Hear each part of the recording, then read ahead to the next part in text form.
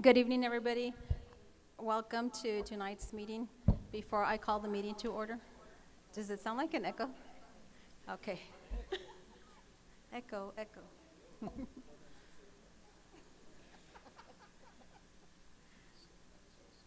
Thank you. So welcome. Before I call this meeting to order, just like to remind our public, if you would like to address the school board this evening during open forum, there should be some yellow forms back there that you would submit to Mary Lou Delgado. If there's not one, go ahead and come up to the front and she can provide you one, okay?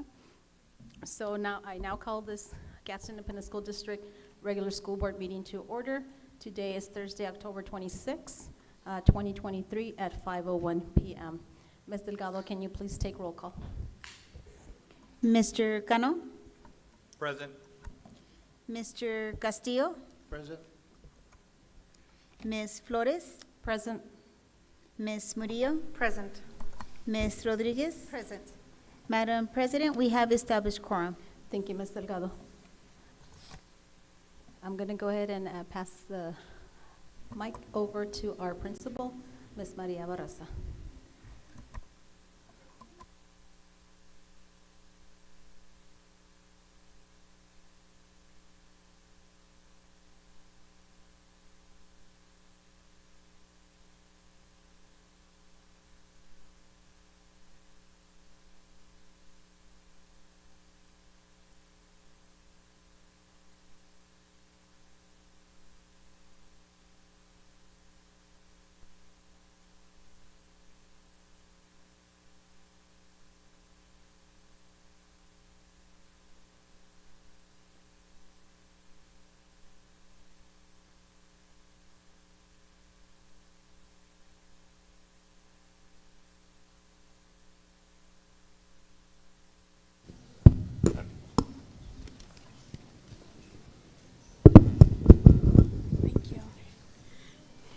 Good evening. I would like to invite Ms. Ariana Sandoval and Hannah Elliott to lead us in the Pledge of Allegiance and salute the New Mexico flag.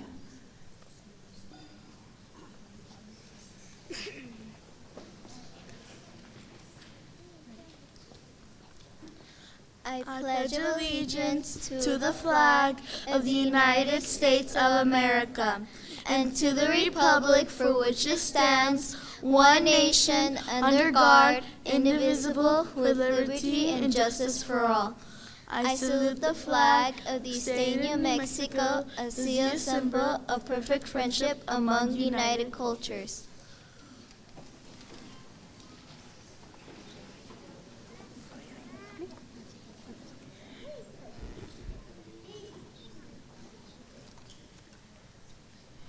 Good evening, President Salazar Flores, members of the board, Superintendent Dempsey, and guests. As principal of La Unión Elementary, I'd like to welcome everybody tonight. And I'd like to introduce our amazing choir here at La Unión, who has a special presentation for us this evening. Ms. Lee, can you bring in our students?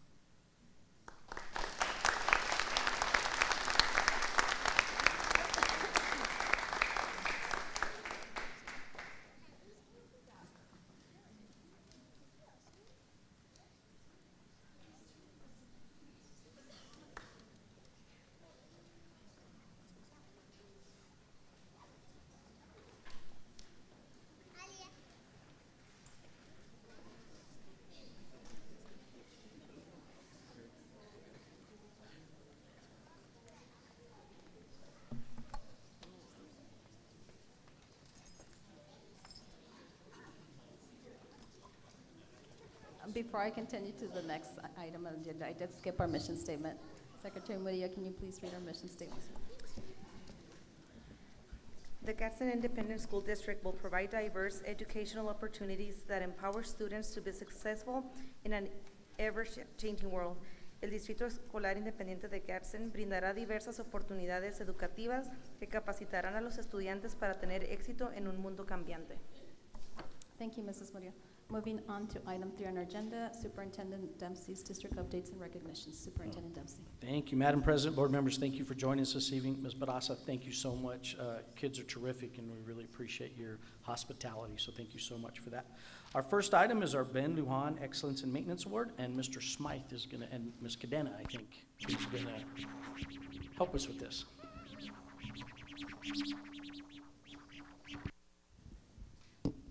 Good afternoon, Madam President, board members, Superintendent Dempsey. As you know, the PSFA, the Public School Facilities Authority, oversees maintenance and construction for all school districts in the state of New Mexico. Every year they host the Ben Lujan Awards. And this year on October 16th, several members of the Physical Plant Department were recognized at the 17th Annual Ben Lujan Maintenance Achievement Awards held in Albuquerque. The individuals recognized are as follows, and as I call your name, please come up. Mr. Jesus Avila, welder.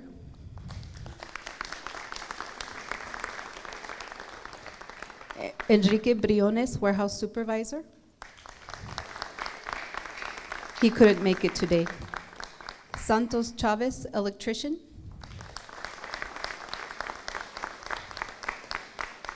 Rosa Gamon, instructional materials specialist. Cristina Nares, head custodian at Chaparral High School.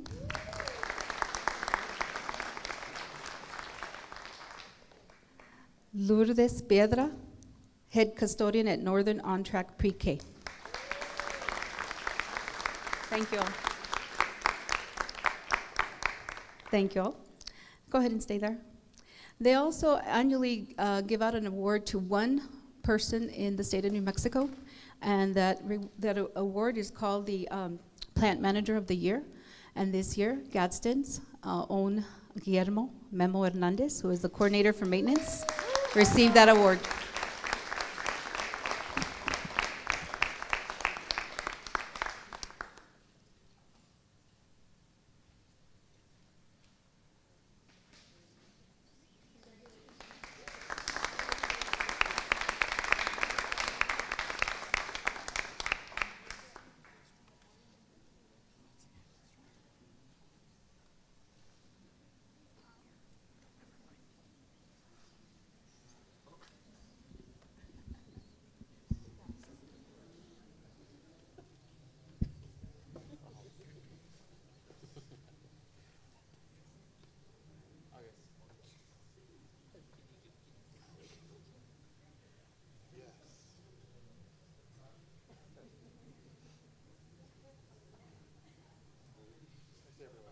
Good. Ready? 1, 2, 3.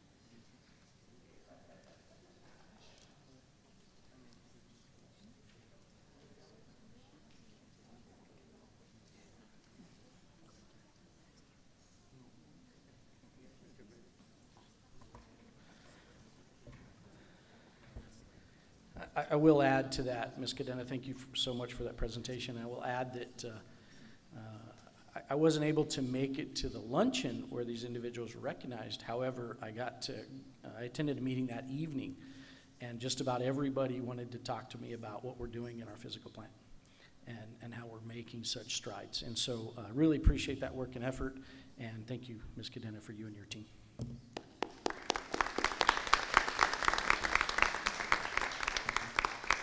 Okay, our next item, I want to make sure the board is aware of, and Mr. Hernandez, if I say this wrong, correct me, but process or a program that we're using in our elementaries, and it's based on the University of Florida Literacy Institute.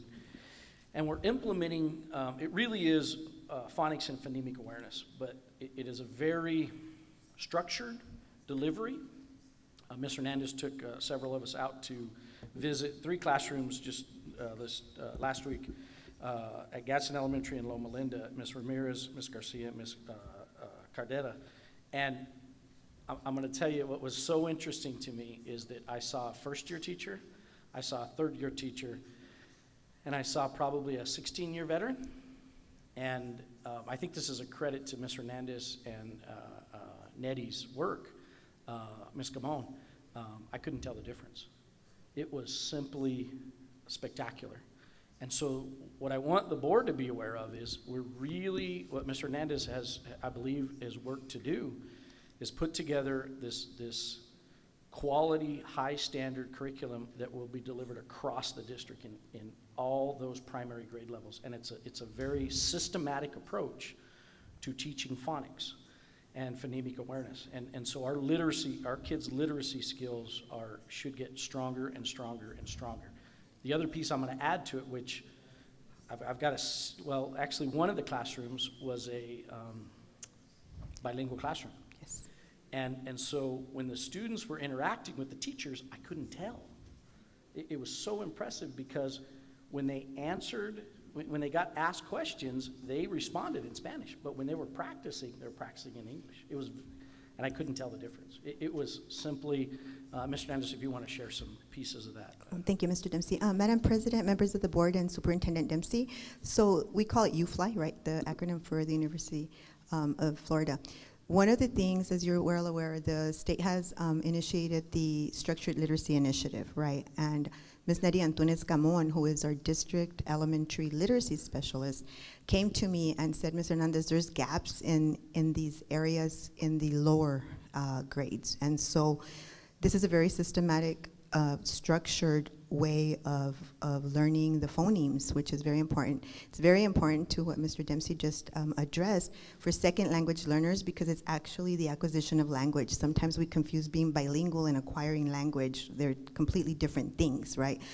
Because it is more of a systematic approach to learning. So we are doing the letters, we are doing all of the pieces that the state is asking, but because of the capacity of the people that I'm very blessed to have and work with under the elementary director, Mr. Araujo, who also attends all these trainings, we did find that there were gaps in this type of instruction. So what we're seeing is now we're really starting to close the gaps, especially for our pandemic kiddos. If you recall, we had some of those kinders and first graders that never went to class, and so we saw huge gaps there. Because they weren't in a setting, a structured setting. So what we're seeing in the bilingual class was that they are acquiring the language, the English language. So, it's gonna take a couple of years to see the results, but we can already tell just in even the observations. I do wanna say that Ms. Escajeda, the teacher that we saw, was a bilingual teacher, but she had been an IA, and I'm gonna say over maybe 10 or 12 years, Ms. Tarazona, our bilingual director, actually had her as an IA, and now she's a teacher. And so for me, that's just another, it's very proud, I'm very proud to know that we do grow our own and that what we're doing is really impacting our community and our kids. Thank you. Thank you, Ms. Hernandez, I appreciate that. So if you get a chance, and UFLY is a simple way to remember it, and if you get a chance, ask your student about, if you have a child in school, ask him about those processes that they go through every single day, and it takes about 25 or 30 minutes to get through that piece, but it's a daily routine, and pretty impressive, and so I appreciate everybody. What's that? K2, so K2, okay? All right, thank you for that. Okay, our next one, we want to recognize some of our fine arts groups, and so I have listed here STHS Theater, STHS and GHS Bands, elementary art displays at the Southern New Mexico State Fair. Mr. Beach.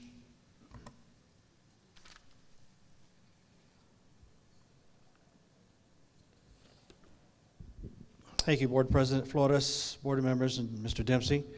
Thank you for the opportunity to be here tonight. It's my pleasure to recognize the achievements of some of the fine arts programs in our district, and I want to start with visual arts. Some of the teachers couldn't make it tonight, but let me go ahead and read the list and their accomplishments, and I'll have Ms. Marufo and Ms. Gomez and Ms. Cordero come on up. There's 3 of the teachers that are here, so here's what we had happen, okay? We had Santa Teresa Elementary entered, Desert Trail entered, they were 5th best of show, Chaparral Elementary, 4th best of show, Yucca Heights, 3rd best of show, Desert View, 2nd best of show, Ms. Cordero, come on up.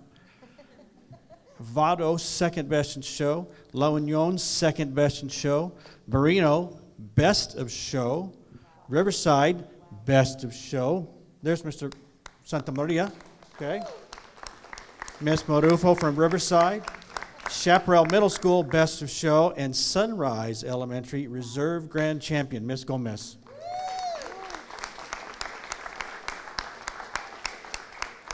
And if I can ever figure out technology, I'll put the pictures that I took on the website somehow. So maybe between me and Mr. Carmona, we can figure that out. So I want to just recognize the art people and their great work and what they do for our kids every day. So thank you all very much.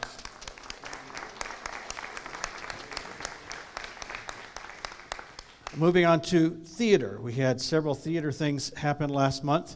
Santa Teresa High School Theater Group had several individual awards at the New Mexico Activities Association one-act play competition on October 7th.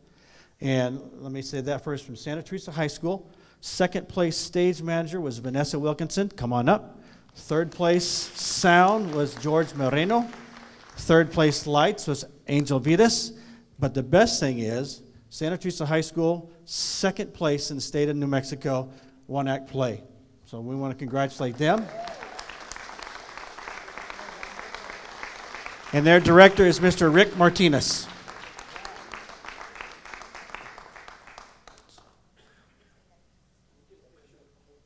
Yeah, okay.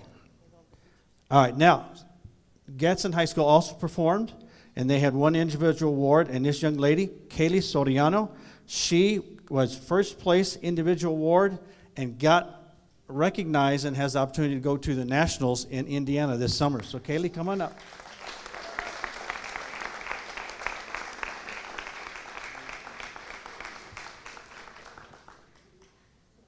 So these kids started school year and immediately jumped right into the one-act play rehearsals, and October 7th is when they performed. So congratulations once again to our theater departments. Now move into some band stuff. Thank you all. Okay. Gadsden High School, Mr. Villa, come on up. At the MPA, which stands for Music Performance Assessment, that's what the state sponsors. Okay. And it's not a competition, so to speak. It's against the ratings. It's against a scale. And there's 1st division, 2nd division, 3rd, 4th, 5th. So this is the first time Gadsden's been, am I correct? And they received a 2nd division at the MPA, which was October 11th at Field of Dreams. Santa Teresa High School, 1st division at the MPA event on October 11th. Mr. Allen, come on up. He's brought a couple students. I believe that's the 3rd year in a row for Santa Teresa High School. Okay? So we're real proud of the band programs and doing a great job.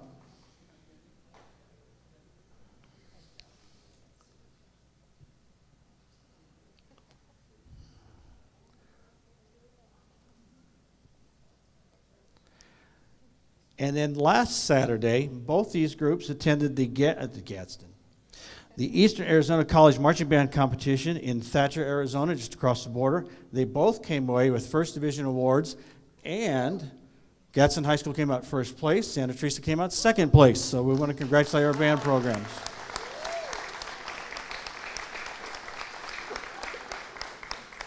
So, board members, thank you for the opportunity to be here. Congratulations once again, folks.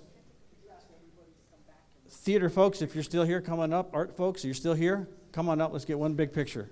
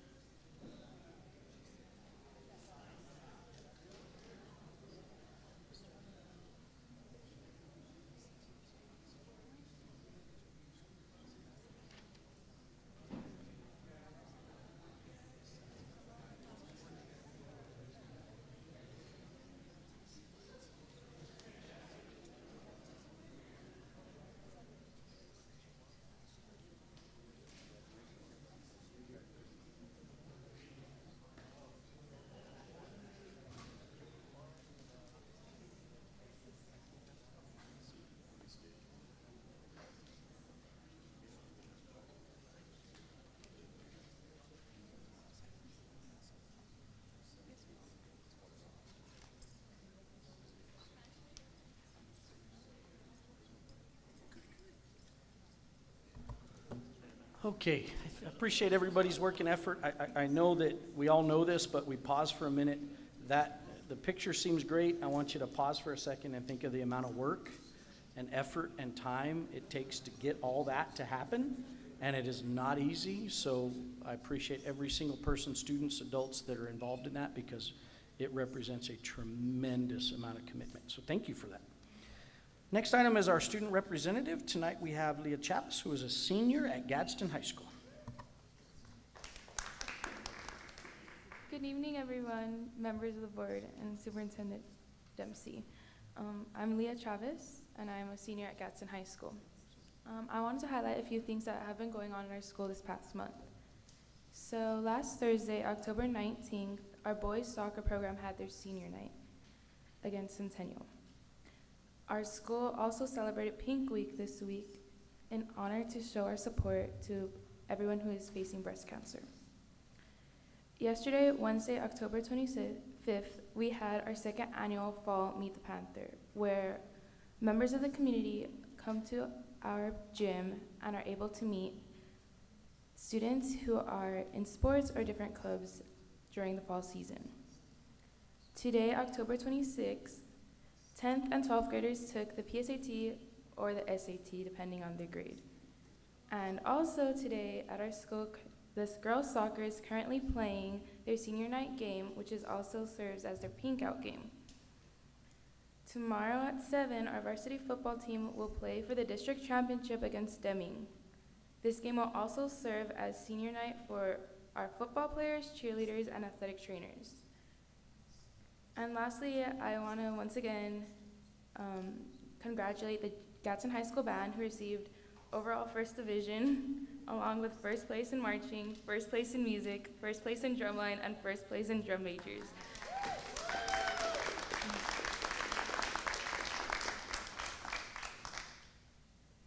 Thank you, Ms. Chavez. President Flores? Thank you, Mr. Dempsey. Okay, moving on to board member reports. We'll start off with Secretary Murillo. Thank you. Good evening, everybody. Thank you to Ms. Barraza and La Unión for your hospitality. Thank you for the gifts. The food was amazing. So everybody who prepared that food, brisket was really good. Also, thank you to Ms. Chavez. We love to have the students here. We love you guys to have some input and to be part of our board. So you're welcome to come back. Also, it has been, so the first month, it was kind of slow for me, but now I'm up to speed. So I attended the NMSBA regional meeting. Let me just say that not because we hosted, but it was amazing. We really wanted the students to be showcased, and we really showcased at the point that we had some boards that couldn't attend, and we had I took actually the gifts to Hatch Public Schools yesterday, and they called me back and they said, "Can you come back, please?" They love the gifts that the students made for them, for every board, and they were impressed. And I see great things happening. I see this program's growing, and I just think it's amazing. I have the gifts in my office, and everybody that comes by, they can't believe that students actually made them. Check the pictures on the website, because you can see the pictures of the gifts, and they did a really, really good job. So thank you so much to the welding and the drafting class. Also, I attended the Santa Teresa High School morning pepper rally. I don't know how they did it, but it was full. We had to be there at 5:30 in the morning, and when I showed up at 5:45, we had over 100 students and every single staff helping and receiving them. And I really think it's the leadership. The kids, they don't wake up just for the donuts, I'm sorry. They wake up because they're groups and they want to be part of something amazing. Then I recorded it, and so I know there's somewhere in the website and somewhere on Facebook where they posted the clips of the pepper rally, and really they did a really good job as well. I also attended that same day, so kudos to those teachers that were out for over 14 hours, and they were at the school for over 14 hours, because it's not easy. I took a 1-hour nap, and I needed that, but I did not have to be at school, and so I think the dedication of these teachers is just amazing. I also attended that night the senior night game. we lost, but just seeing the parents, being part of the community, helping and being there for their seniors, it was really neat to see. Miss Flores came a little bit to the Santa Teresa side to say hi, and I saw Mr. Cano around too, and so it was just really neat to see the community coming together. I also attended the Clínica de la Familia cutting ceremony with Miss Judy. And that was also, I mean, the kudos that we get, just the partnership that we have, Gadsden with the Clínica. Everybody came up to me and they said, it's great that you guys are here and you guys are representing Gadsden and being part of the cutting ceremony, because it is a big deal that we finally have a behavioral center in Las Cruces, and that they're there to support our kids as well. And then I also attended the college and trade school application night.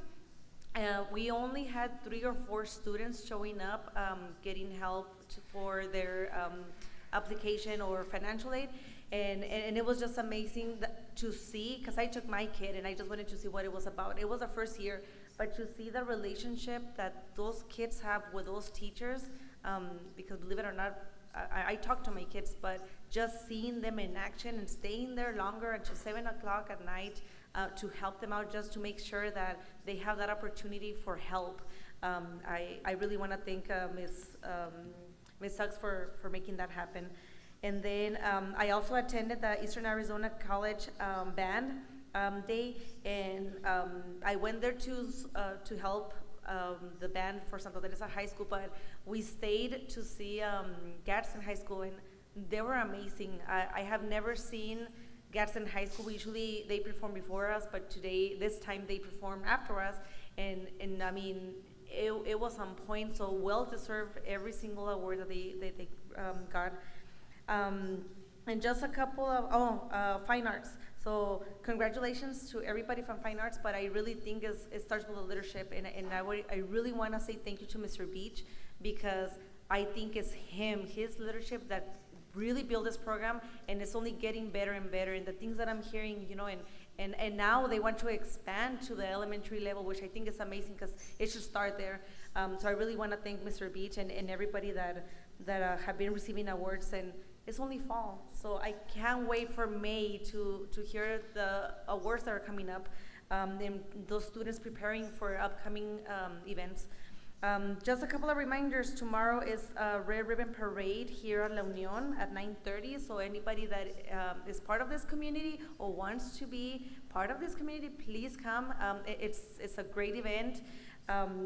Then we also, tomorrow night, we have the Fall Festival at the Sports Complex from 6 to 8. And that is open to everybody. And that's also a very neat festival that Ms. Counselor Daisy Lira and her directors put together from her daycares. And with that concludes my report. Thank you. Mrs. Murillo, moving on to Vice President Rodriguez.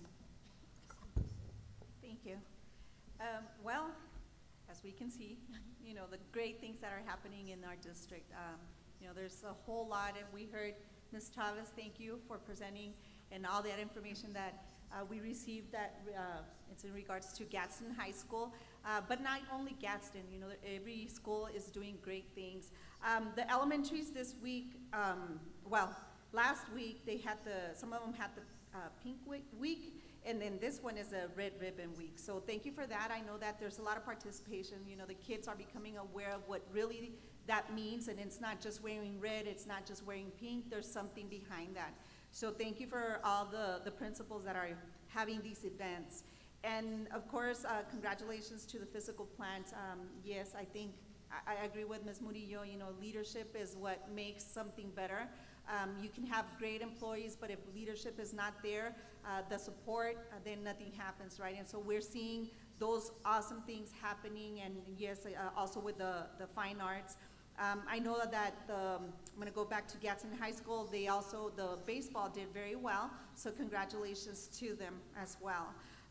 And once again, a way to keep informed of what is happening. I keep saying this, and I will continue saying this. Please participate during Coffee with the Superintendent and coffee with the principal. That's the way you're gonna know what is happening within our district when it's coffee with the superintendent. Coffee with the principal is gonna be campus. So everyone that, you know, if you have a child in a specific school, please join those coffee with the principal. They always have great information, they prepare for us, and it's important for us to be a part of it in order to grow more. You know, this is a place where you can also give your input. We know that there's still space for improvement, and so having your voice as parents, as community members, is important in order for us to continue growing. Thank you. Thank you, ma'am. Moving on to Board Member Cano. Good evening, everyone. God, but how can I top that?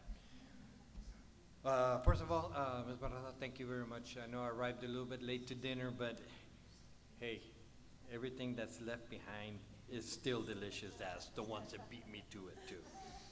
Okay, I am looking forward, last year I couldn't attend the parade, and this year I'm looking forward to it coming down here. So I'm looking forward to it. I don't know, I might even dress up. I want to encourage everybody also for Friday night there at the sports complex to head on down there and let's enjoy the night when we're there. Also, I want to congratulate the choir. Okay, my voice is gone. I don't sing that well anymore, but I enjoy, that is one thing that I enjoy. When I was in high school and when I was in elementary, I enjoy going to competitions and, you know, enjoy the challenge that they put us up there. And I'm hoping that that same challenge is coming up for our students that are coming there. It is a most wonderful thing. I got to travel to Arizona for competition, and I know that we're heading that direction. Thank you to Mr. Beach for bringing all this together. With the bands, the choirs, and all that. It's something that we have been missing in our district.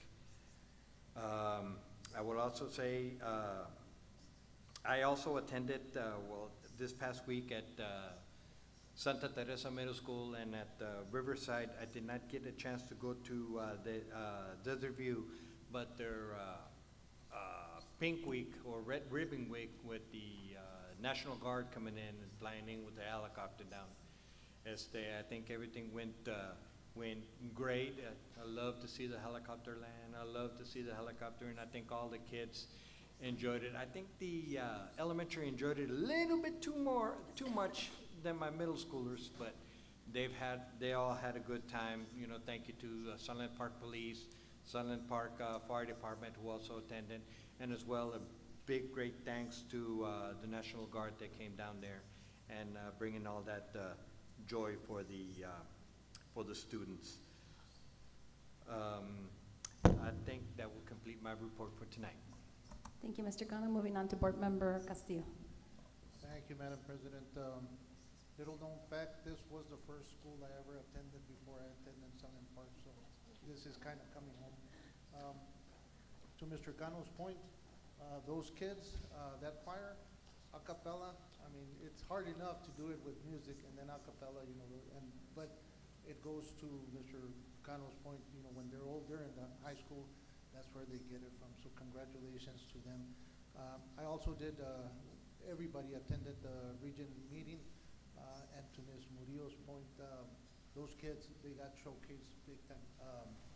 I mean, they even had a mariachi there with them. I mean, it was something spectacular, and I'm sure that everybody there on site, you know, was blown away by the kids. The kids performing, they're not kids, you know, young adults. The young adults that took care of the catering, the presentation they gave was tremendous. I mean, those they're great, and that's what it's all about. It's about the students and making sure that they get showcased, not us. They did. So, thank you very much. Thank you, Mr. Castillo. I'd like to first off start my report by thanking Principal Barraza and AP Michael Reyes. Thank you so much for your hospitality. Thank you for the food, it's delicious. And then I wanted to remind everybody to go out and vote. You can vote on Saturdays, I believe, at different locations. And then remember, our general election is coming up on Tuesday, November 7th. both DACC and Gadsden do have a bond. Educate yourself on what it is, and then you decide yay or nay. So go out and vote. What else? So I did want to take the time, as my colleagues had mentioned, we did host the New Mexico School Board Association Region 7 meeting, where there's about 12 districts that attended, and I really appreciate each and one of you, because I'm going to say probably, I'm going to dare say we're probably the only board fully represented that evening. We did have some that were missing, and then there was boards that were represented by 1 or 2 people. And so I'm very proud to be part of this board, because even when we go to conferences, we're there a majority of the time. So that speaks volumes to the leadership of this district. So thank you to each and every one of you for being committed. I also want to take the time to thank our administrative assistant, Mary Lou Delgado. She coordinated this event. When we volunteered, I'm not sure, I guess at our last spring meeting, our district, we volunteered to host it. Thank you, Mary Lou, you did a spectacular job.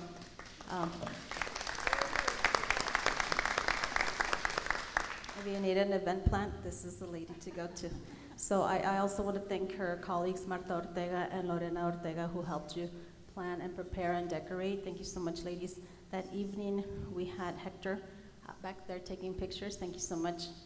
And video. Also want to thank, we did have the Folklorico, and I wanted to mention them by name. Desert Youth Ballet Folklorico under the direction of Irene Mauricio and Graciela Perez. Thank you so much for the performance. And then we did have Ms. Mauricio dances with an adult Folklorico. And so they came out and danced, and also with Mariachi Reyes Coronado. So it was spectacular. And then the meal was prepared by Gadsden High School Culinary, and their sponsor, their teachers, Anthony Isaac Sapien. Thank you for the delicious food. And then a special also thanks, we gifted every single board member, every person that attended. There was a wooden gift. I don't know what it's called, but it's like they burn. I don't know what it's called, but it's a beautiful engraving on the, like a 2x4. So that was created by the, let me see, the Santa Teresa High School Architectural Design and Drafting students. And that was Camila Reyes, Hector Reyes, Jesus Josue Pacheco, Tomas Ortegon, Jacob Monreal, and I think the teacher is Rincon. And then there was some beautiful metal work of art. It was a Zia symbol, and in the middle of every Zia symbol, it was the logo for the districts, and that was created, I believe, by our Mr. Champagne. So thank you to each and everyone. It was a beautiful one. It was what I said, let's do the previous host, and you did a spectacular job. So thank you so much. Thank you, Mary. Thank you, Mr. Dempsey. What else here? And last Thursday, Mr. Castillo and I attended the Doña Ana Community College Advisory Board. We sit on that board. There's a lot of updates. I just want to, again, reiterate, DACC does have a bond like we do in the ballot this general election. And then their 10-year accreditation is coming up in March. So Mr. Castillo and I will be participating where the committee comes and asks the advisory board members questions. And Dr. Torres did mention also that with the bond, if it is approved, the opportunity for the expansion of dual credit opportunities for Gadsden would be taking place. So just wanted to share that. And let's see. I also want to thank Mr. Beach. I'm not sure if he's still here, but thank you so much, sir, for your leadership. I know in my community, I wish my community was up here, but next year we're coming at exactly like maybe 2 years ago, 3 years ago, we were actually took all the championships at that Thatcher meeting. But I know under the direction of Mr. Short, who is our band director out there, you know, our band program will be successful. And what I really appreciate, Mr. Beach, is seeing how you are allowing our band directors to come down to the middle school level so that they can help those band directors, because it's all about helping each other in order to build our programs. And what I value about these gentlemen that have been hired is the se me olvidó, ándale esa palabra, no se me sale. They work together. I saw Mr. Short out at the Santa Teresa High School game helping Mr. Allen, so that's awesome to see that they're working together. You know, yes, we're competing against each other, but it's awesome to see maybe next year Gadsden sweeps all the prizes right between the three high schools. So thank you so much, Mr. Beach, for that. And I'd like to wish blessings to our Gadsden High School Panthers as they take on the Deming Wildcats tomorrow evening. Go support our Panthers. Whoop, whoop. Yes, I see somebody over there. So blessings to you all. And then for those of you who are watching, go support your Santa Teresa High School Warriors this evening and your Chaparral Lobos as they play against each other this evening. And tonight we'll be recognizing our Chaparral High School senior band members. So shortly I will be excusing myself because I do have a senior, and so Vice President Rodriguez will take over. That's why I'm leaving, okay? If you're curious, why is she leaving? And then just want to remind the public, for those of you who do celebrate Halloween, be safe out there as you take your children, check their candies and whatnot. And then I did want to conclude by welcoming, I know I want to apologize to Ms. Guerra, and I did in the library. I wasn't able to attend the Meals on Wheels meeting that was held this afternoon, but I want to welcome Baylor University. Go Bears. I have a cousin that went there, did get the opportunity to go visit, you know, the university, beautiful campus, and so welcome this evening. I know you'll be addressing us during open forum. With that, I conclude my report. So we're going to go ahead and move on to item 5 in the agenda, which is the human resource report. That is there for public knowledge. No action is required on behalf of the school board. And then I'm going to move on to item 6, modification of the agenda. Do I hear a motion? Madam President, I'll make a motion to accept the modified agenda as is. Board Member Cano has made a motion to accept the agenda as is. Any questions, comments, or concerns? Okay, all in favor? Aye. Aye. All opposed? Motion passes. Moving on to item 7, do I hear a motion? I make a motion that we accept the regular school board minutes for October 12, 2023. Secretary Murillo has made a motion to accept item 7 on the agenda. Any questions, comments, or concerns? All in favor? Aye. Aye. All opposed? Motion passes. Moving on to our consent agenda, do I hear a motion? I'll make a motion that we accept the consent agenda. Okay, Mr. Castillo has made a motion to accept our consent agenda. Are there any questions, comments, or concerns? Okay, all in favor? Aye. All opposed? Motion passes. Moving on to open forum, Ms. Delgado, do we have any speakers this evening? Madam President, we do have open forum.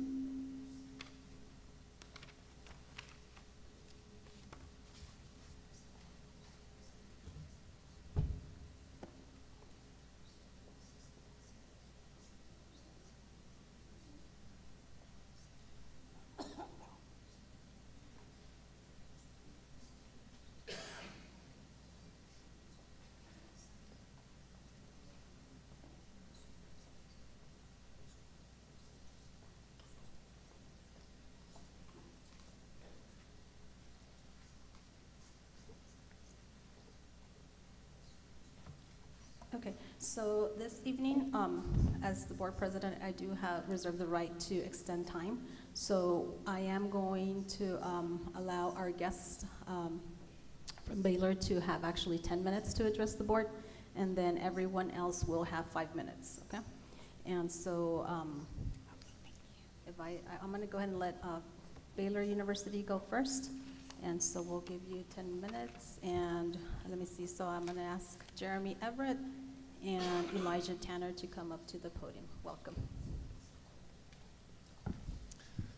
Thank you, board members. Good evening, and thank you for your time. My name is Elijah Tanner. As Ms. Flores said, I am here with Baylor University, a 4-year college and research institution in Waco, Texas, just a hop, skip, and a jump from here. And we're here visiting to honor a partnership that we worked with your district on a program called Meals to You, and are looking forward to just saying a little bit about that. I'm here with my colleagues Jeremy and Cody, and I'm going to let them introduce themselves and say more about this program. Yes. Hi, my name is Cody Robinson, and just introducing myself, but I work as project director for Meals to You in the Innovation Hub at Baylor. Thank you, Superintendent and school board members, for inviting us to be able to be a part of your school board meeting tonight. And a special thanks to Maria and the nutrition team at Gadsden ISD. They've been an incredible partner over the past several years as we've rolled out a new program called Meals to You. So my name is Jeremy Everett. I serve as the Executive Director of the Baylor University Collaborative on Hunger and Poverty. I've been there for about 15 years. And one thing that we consistently have witnessed in our work around the country is that what works to address hunger for children in urban and suburban America doesn't translate to rural America. As you know, many kids in rural America don't have access to consistent meals. Oftentimes we don't have access to good grocery stores. And so we see child hunger oftentimes experienced in a more harsh capacity in rural America. And so it was with that in mind that our team of researchers, we have about 50 researchers that work with us, and then field offices, and then 24,000 organizational partners. We came together to begin to discuss ways that we could address rural child hunger, particularly in the summer months when kids got out of school. So we launched a program in 2019 called Meals to You in partnership with USDA. And the Meals to You program, hopefully some of you at least know members of your community that participated in the program.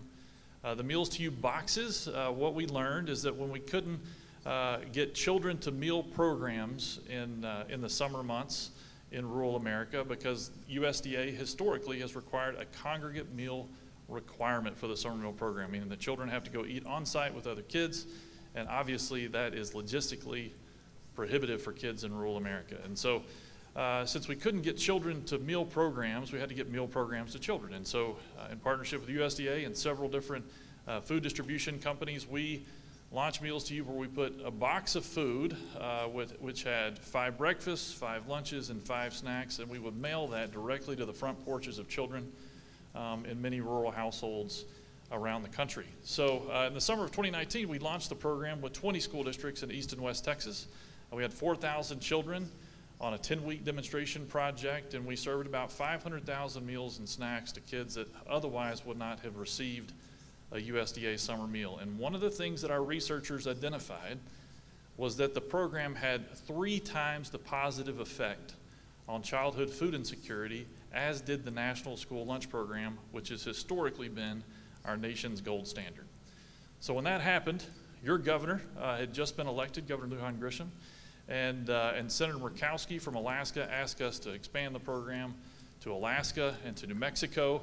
As we all had plans going into 2020, our plans changed when the pandemic hit, and so we ended up serving communities in 43 states plus Puerto Rico during that second summer, totaling about 40 million meals served to kids. But one of the things that emerged was that New Mexico was taking this intervention very seriously.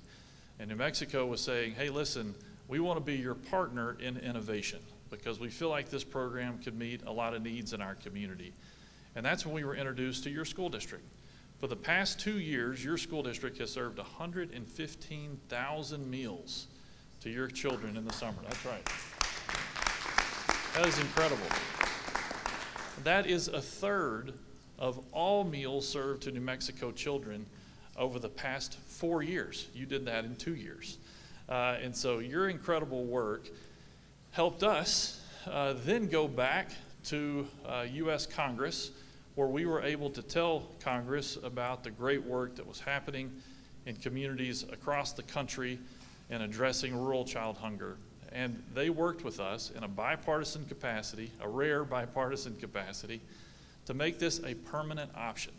So because of your leadership, we now, children all across America who live in rural households, will be able to receive a home-delivered meal during the summer months from here on out. So good job.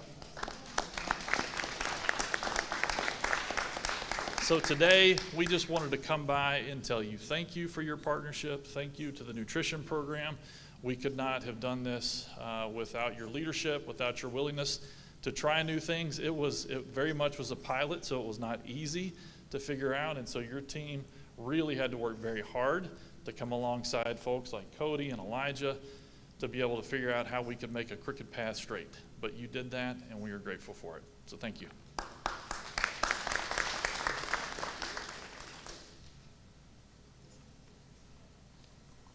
you, sir. Thank you.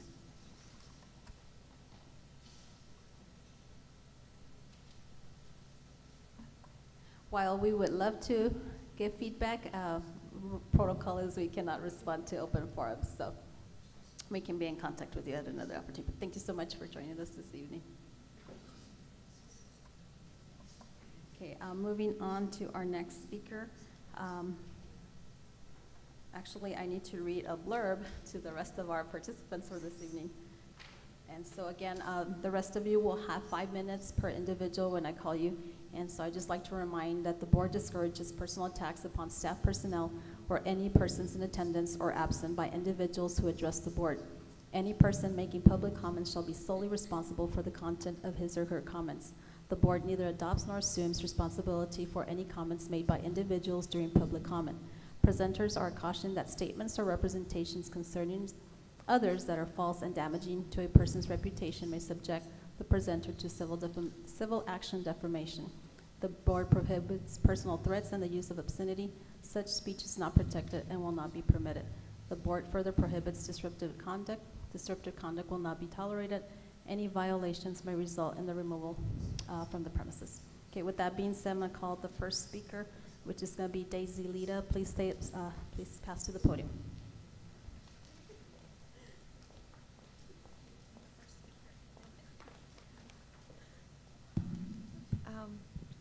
Good evening, President and members of the board. My name is Daisy Lita, and I'm here to represent the Hive Education. We serve children ages 0 to 12 years of age. Oh, I know many of you guys. And the reason why I'm here today is because we want to collaborate with Gadsden Independent School District. We really haven't had that opportunity. I've been in that community for many, many years, born and raised with my family and everybody. And so when I first started with the learning centers, originally it's back in 2007, we've always had issues in regards to transportation, picking up, dropping off. We really never had a collaboration with Gadsden in regards to the pickups and the drop-offs. We recently, and I'm not going to touch on that because there's another lady that's going to touch on an incident that happened this past Tuesday. But I am here just to tell you that I'm open to collaboration. I do represent a lot of other early learning centers, not only just mine. I do have a nonprofit organization, Full Circle, and we represent many early childhood centers. We're not competition. We actually all are going for the same thing. We want to give quality to these children in our communities. And so the reason why I stand here is just to ask for collaboration. I really would like for us to look for accountability on all sides, not only on the side of, I'm not here to say, well, the schools have this or they don't do this right. No, all of us, I think every child care, every family, and the school system, we all need to get together and we all need to make ourselves accountable for the lack of or the non-communication, and therefore I came to open that door and say I would like to collaborate with you guys and to make some sort of plan, something, because the safety of our children comes first. And I think that's our mission, our vision. It is for my company, and I know it is for many other child care centers around our communities. And so that's really all I'm asking. I'm here just to collaborate, to open that communication door so that we could really help and keep our children safe. Thank you. Thank you, Ms. Lita. Have a good evening. The next individual, I think it's Cristal de Luna. You can come up to the podium.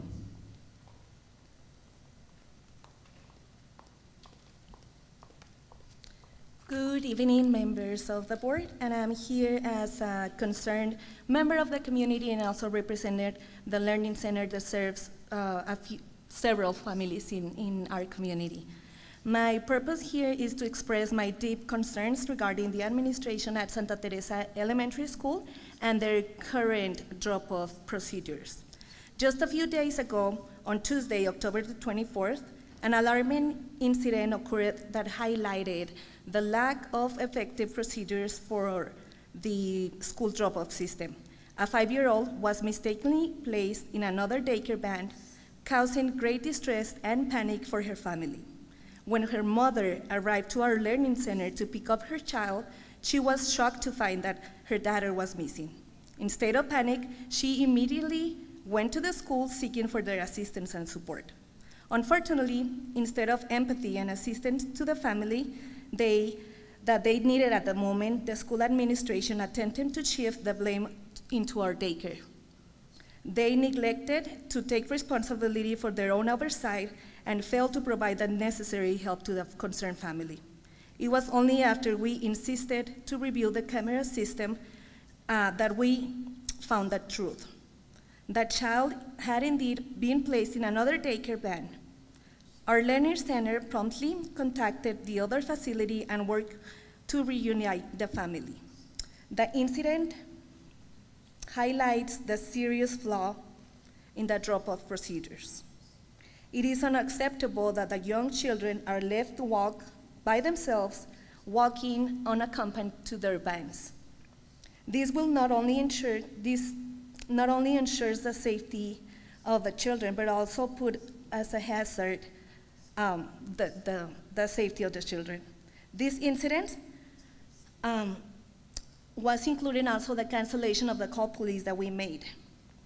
We couldn't effectively put a report with the police since the Santa Teresa Elementary canceled the call.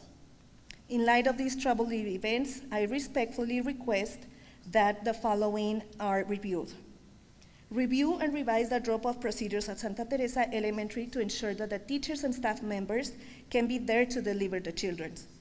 Conduct an investigation into the incident involving the mistaken placement of a child into another daycare. And examine the school administration decisions to cancel the call of the police. This is gonna really ensure the safety of our children.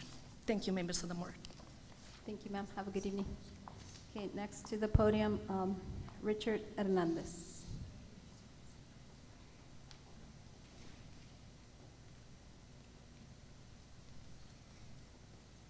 Good evening, sir. Good afternoon, Madam President, school board members, Mr. Dempsey. I'd like to speak about an incident that happened at Gadsden High School back on October the 11th, where one of our Gadsden players was egregiously and maliciously hit from behind, sending him to the hospital. There is a couple of things that happened that were not kosher, per se. We as parents of Gadsden High School football players would like transparency in the situation. We asked for a meeting. We still have not had such meeting. I know the Chaparral parents, we're gonna have a meeting the Wednesday after the game. Our meeting is scheduled for December the 11th, which is completely unacceptable due to it's been about 2 months after the incident. The other issues that we had is once the hit was made, our kid was on the ground, we did have a Chaparral football player indicate that one coach had punched this kid, which was completely false. News media came out and said that Factor X had happened, which it had not. We had asked the athletic director, reaching out to everybody we could reach out to get answers. Nothing was done. Our parents, those of football players, are asking for one thing: transparency. What are we going to do? Are these coaches who rush the field, these players who rush the field, are they going to be held accountable for their actions? There is video footage of what happened, how it happened, who was at fault. We would like answers. We would like to be informed of what our athletic directors, our principals are going to be attending to at these games. Are we going to keep everybody accountable, or are we going to let everything run amok? As soon as I can get some answers, I appreciate it. Thank you. Thank you, Mr. Hernandez. Have a good evening. Next person to the podium is Analisa Gardea.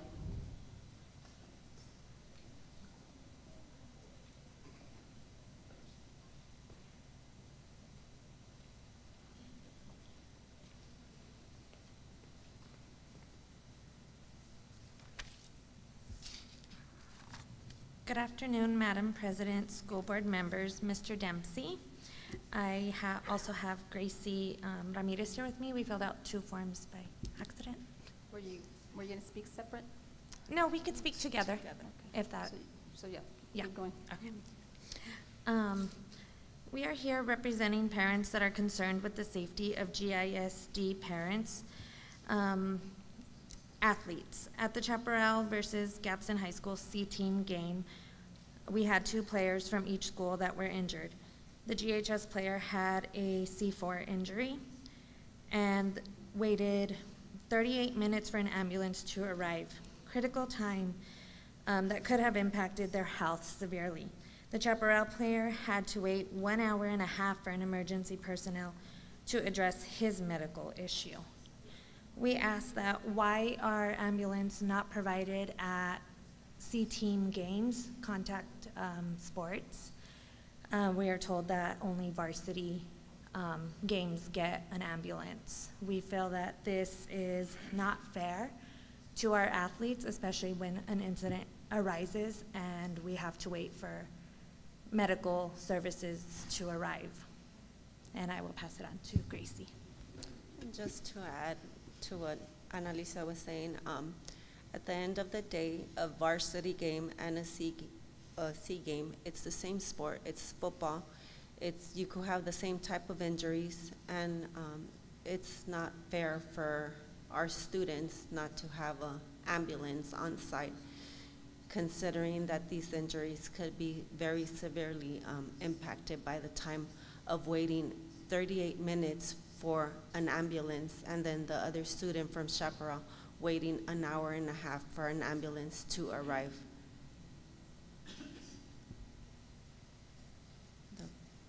Thank you, and we hope to hear back from you. Thank you, Ms. Ramirez. Thank you, Ms. Garcia. And I'd like to remind the speakers that came this evening, your information is placed on a Google form, and then Superintendent Dempsey, within a timely manner, is to respond to you, or he can assign somebody from his district, from his leadership team, to call you. So please wait for that call. Thank you. I'm going to go ahead and excuse myself, and so go ahead, Mrs. Rodriguez. Thank you all. Have a lovely evening, okay?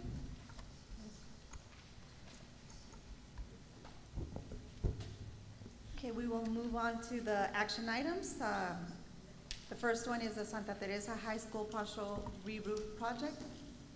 Superintendent Dempsey. Madam Vice President, board members, Ms. Vela is going to help us with these next 2 items.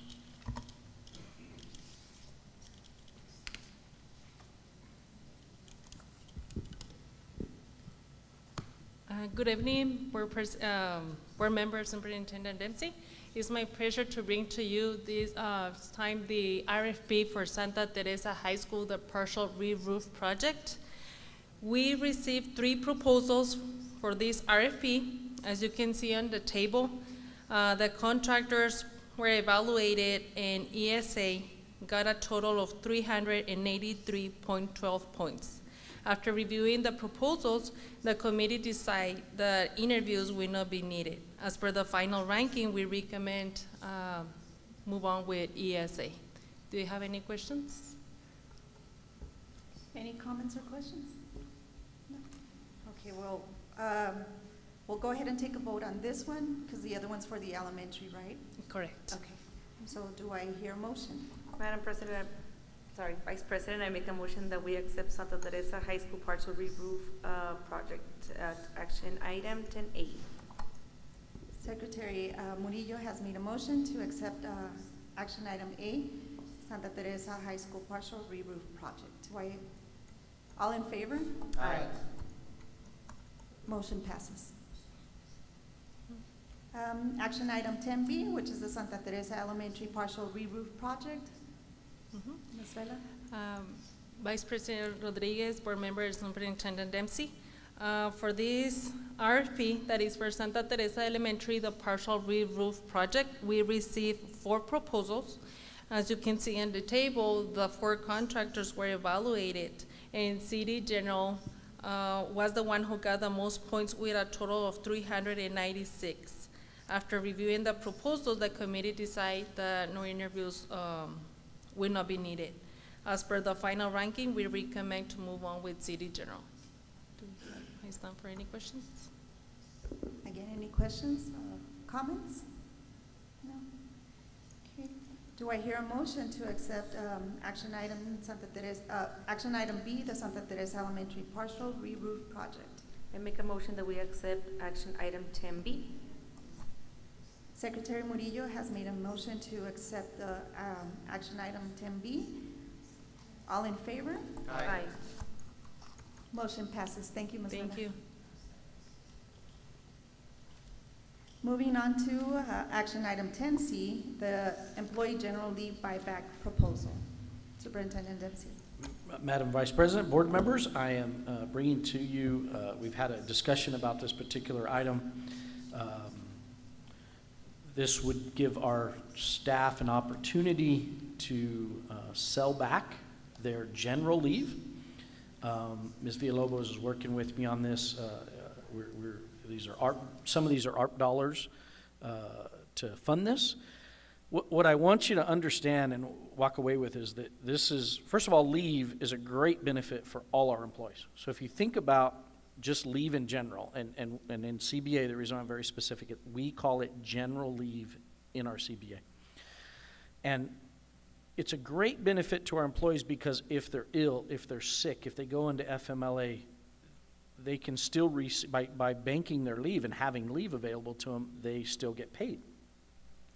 And then in this particular case, this is going to be employees that, you know, they've been blessed with great health, they haven't had to take off, and they're enormous balances.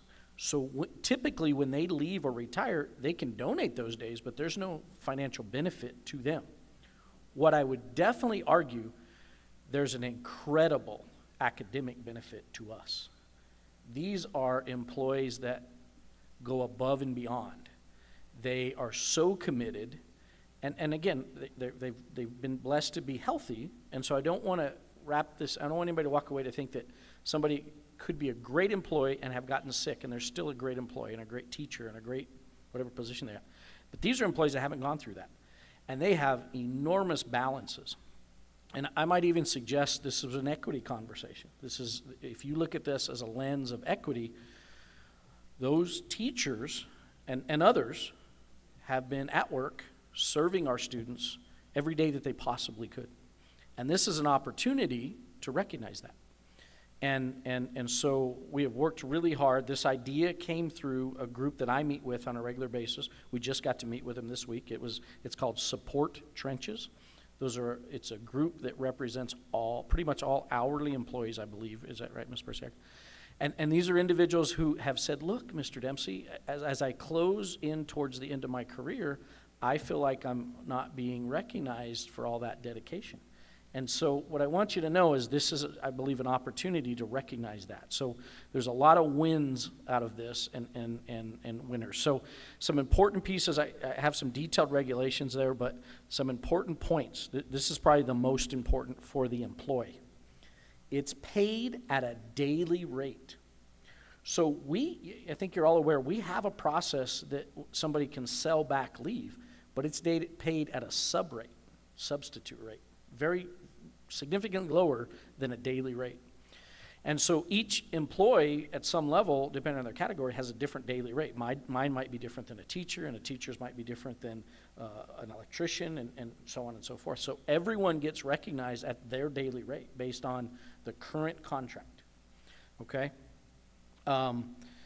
They must be an employee at the time of the distribution. So the idea is that we would have an application process at some point in November, and then in December, checks would be distributed, okay? You have to be an employee when checks are distributed in December. Now, we might have some employees who retire after that, that's fine, or leave us, but they can't, if they leave prior to it, they're not eligible, okay? And then we also tried to create an opportunity for them to split this between tax years. So if someone is saying, look, I'm gonna stay throughout the whole year or longer, they can receive half in December and then half in May. And then it splits it between tax years and is a little easier on them on taxes. So that's another thing that we're trying to work on. Employees on leave of absences are not eligible. Now, obviously, if an employee's on leave, and a leave of absence, they need their leave. So it doesn't make sense that they would want to apply to this. That kind of doesn't make sense to us. All distributions are subject to state and federal taxes. Eligibility guidelines are required to participate, and those are in those regulations and the process. Funding is limited and should be considered a one-time opportunity. Priority will be established by seniority defined as uninterrupted consecutive years of service to Gadsden ISD. I have left this a little general because if approved, I'd like to then turn that over to HR and our finance department. And really, there's probably 2 or 3 people involved in that. I'd like them to line out the process. What I think it's going to look like is about a week or 10 days where we give a window, and people then would have a digital or an electronic way to let us know they're interested and apply. And then we would probably host a day when sometimes people aren't that comfortable with technology and we don't want them to miss out on that. So we would host maybe a Wednesday or something of that nature and bring them in face to face so that they could have a conversation with us and tell us what they're looking for, how much they would like to. Now, the other thing people have to understand is once they apply to it, the leave's gone. They no longer have it. They sold it, and they can't, there's no, all transactions are final, okay? And then you may get some questions about annual leave. Annual leave has no connection to this whatsoever. So if anyone comes to you about question about annual leave, that's a whole different policy and a whole different process. I don't want to mix these two up because it all gets very complicated when you do that. So definitely open to questions. I'm going to tell you this is, in my opinion, probably one of the best things I've got the opportunity to do for our employees, I would venture to say, in my career. So I'm very excited about this opportunity. So questions? Any questions, comments?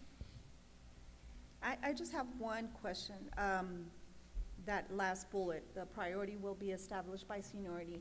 I hear what you're saying, but how is it going to be visible to everyone so that they know that this is how, how it came in and not just selected by choice, that it really followed whatever might come up by HR? Madam Vice President, board members, thank you for that question.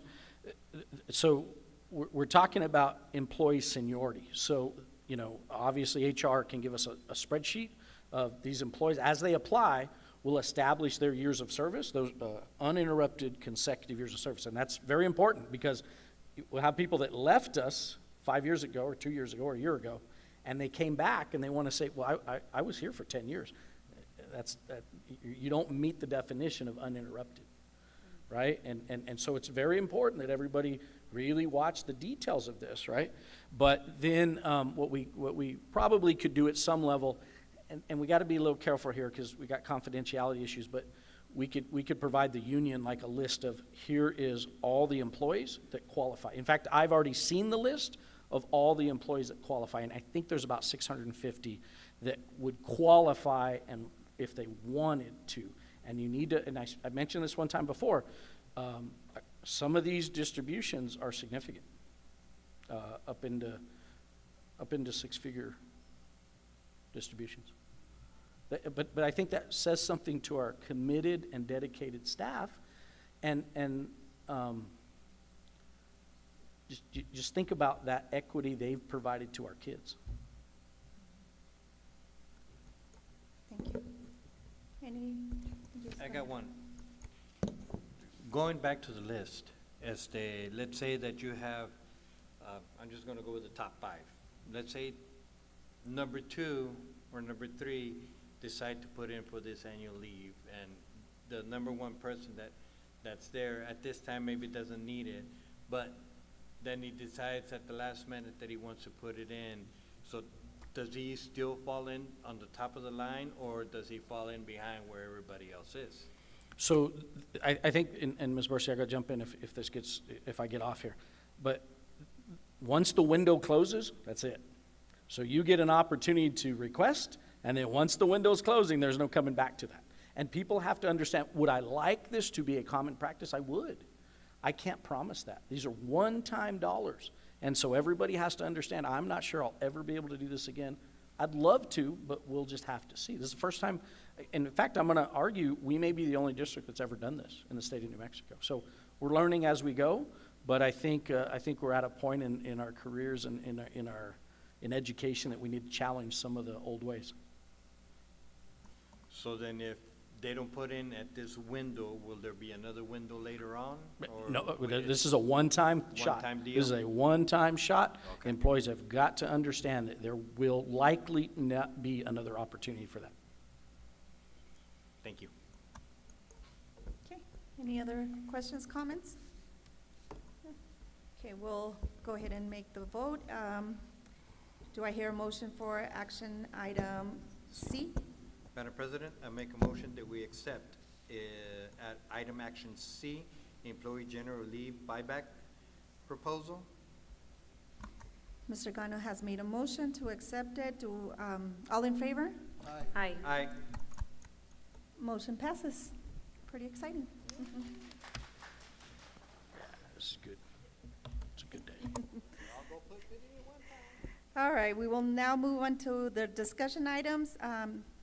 And the first one is discussion item 11A, Gadsden Middle School Construction Project, Student Staff Transition Proposal. Superintendent Dempsey. Madam Vice President, board members, I think I have a whole team here that's going to try to walk us through this, but Ms. Cadena, Ms. Hernandez, and I believe Mr. Williams has been tasked with all note-taking.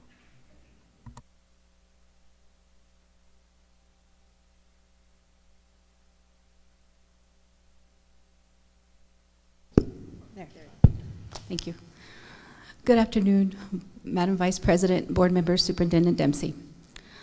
Back when, last year, sometime in the summer, when we first hired Decker Parrish Sabatini, the architect that's designing Gadsden, the new Gadsden Middle School, they did their initial assessments before they even started even thinking of design. They had to look at the site. They had to look at several factors before even designing and starting to meet with design committees.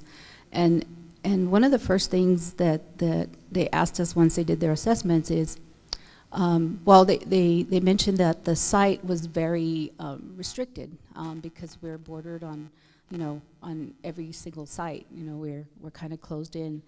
And so one of the questions they asked was, did the district want to entertain phasing the construction, which would mean phasing and doing a little bit of construction on each section at a time while keeping the students there. And that would not only make it more expensive, but also lengthen the time that it took to complete the entire school.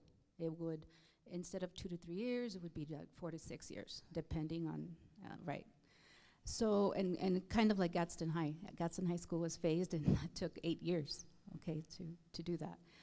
So we talked about that at CMT, and we decided that right around that time, we were already talking about the consolidation of Mesquite, and we thought, well, maybe we can make Mesquite work as a site where we could put students temporarily until the construction is done. That way we don't have to do phasing.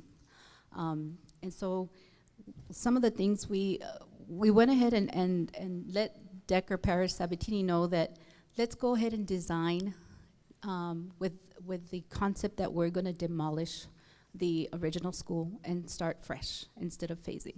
We decided that with the superintendent and leadership.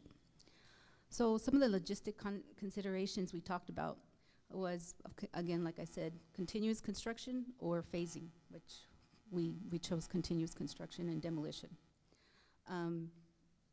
We also considered where we're going to put the 7th and 8th graders.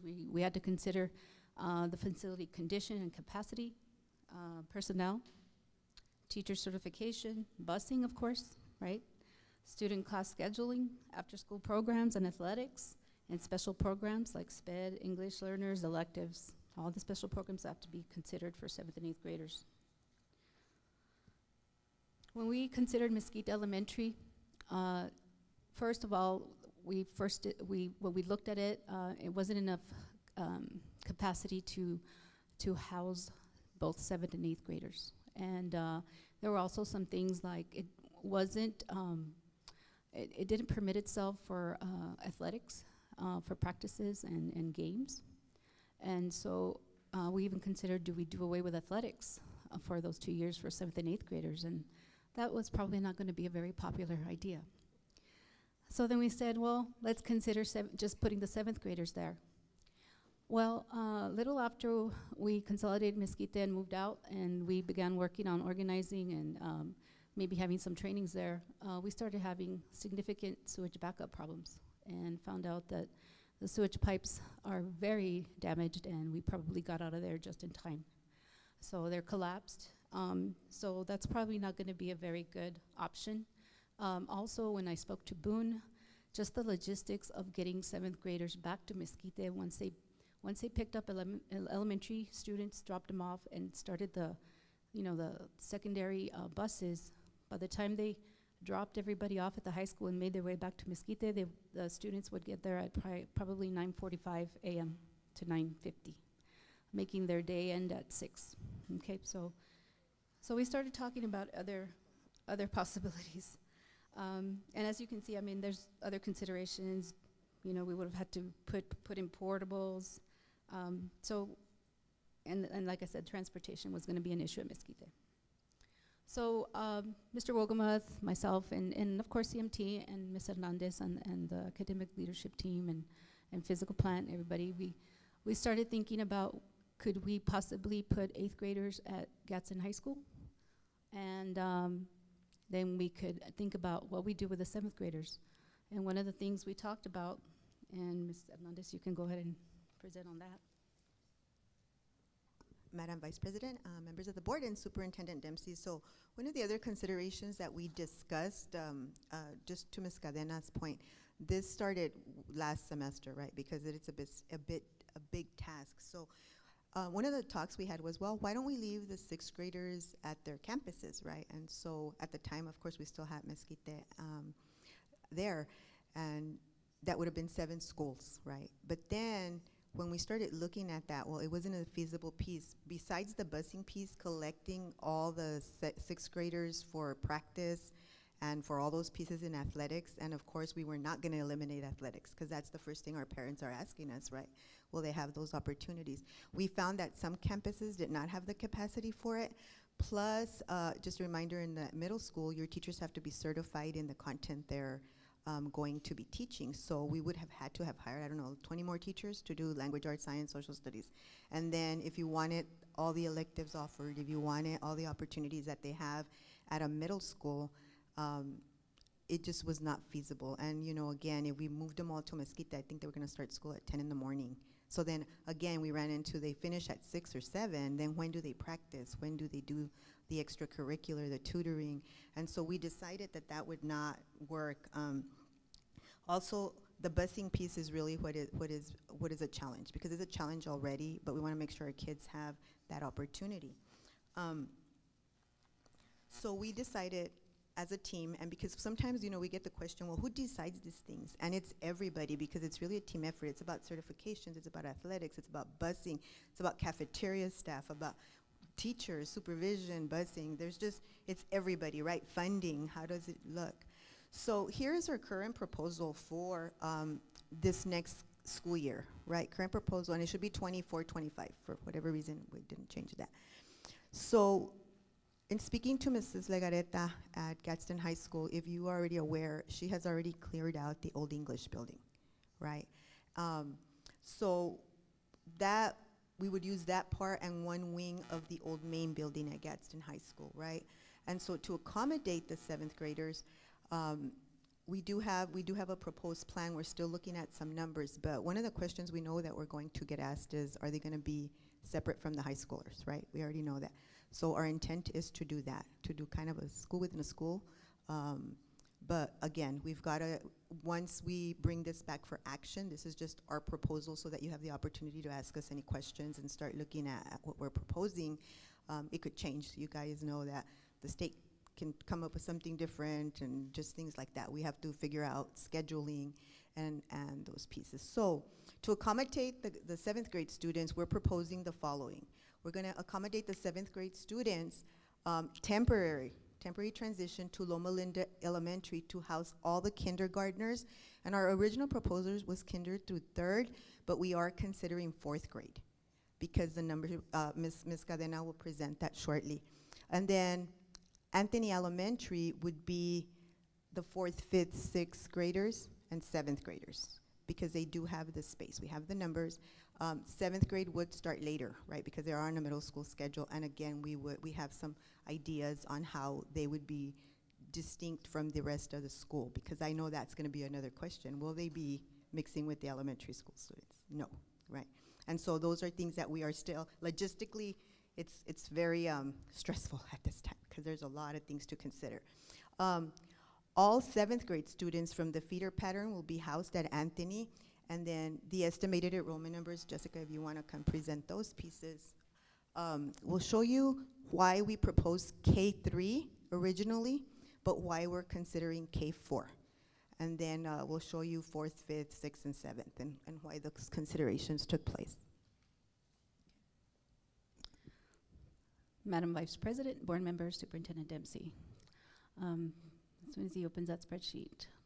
So what I did is I ran using this year's numbers, of course, right?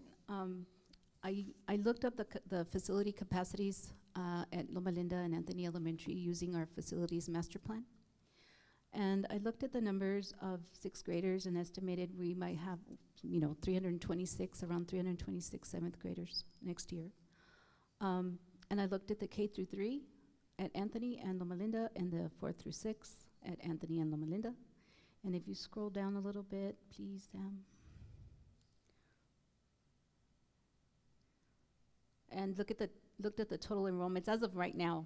That's what their total enrollment is: 283 and 321 for Anthony. So when I made the calculations, I said, okay, if we have the total enrollment of Anthony and you subtract the K through 3 they have now and add the 7th graders, you're going to get an estimated enrollment of 473 students at Anthony next year, if you have the 7th graders there. And the facility capacity is about 535, which would give you a spare capacity of 62 students. Same with Loma Linda. I took Loma Linda's total enrollment and subtracted the 4th through 6th graders they have and added Anthony's K through 3 and came up with 335 students, where they have a capacity of 458, which leaves them a spare capacity of about 123. So if you scroll down a little bit, what I did really quickly, if we said, well, if Loma Linda was to be K through 4 and Anthony Elementary was 5th through 7th, then we would balance the numbers out a little bit better, right? So we'd have 394 at Anthony and 414 at Loma Linda, which we're still within their capacity. And so that's the reason why we started talking about those two scenarios, but we still have to look at numbers because when we do this, we also have to make sure that, especially the K through 3 third graders that are going to be assigned to Loma Linda, there's some addresses, some portions of Anthony that are a little bit farther than a mile. And so they can't be walkers anymore. So they are not going to be busers. So those are the things we have to consider because, and none of Anthony has busing right now, right? So those are the things we have to consider when we look at the numbers and how we're going to divide either K through 3 or K through 4, et cetera, okay?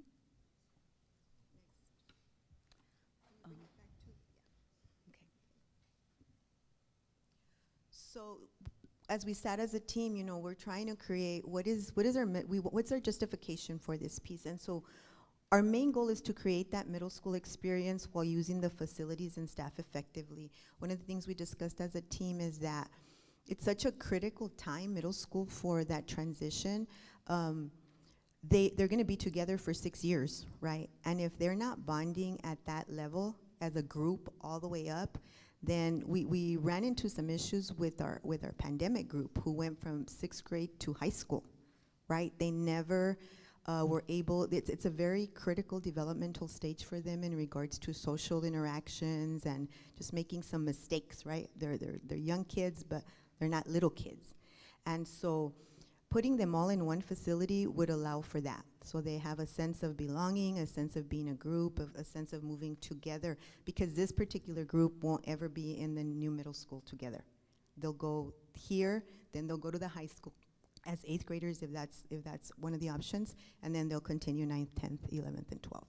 And so we did find that piece with that group that never made it through middle school and went to high school. I mean, we remember stories of 9th graders still chasing each other in the field, but because it's just a critical developmental age for us.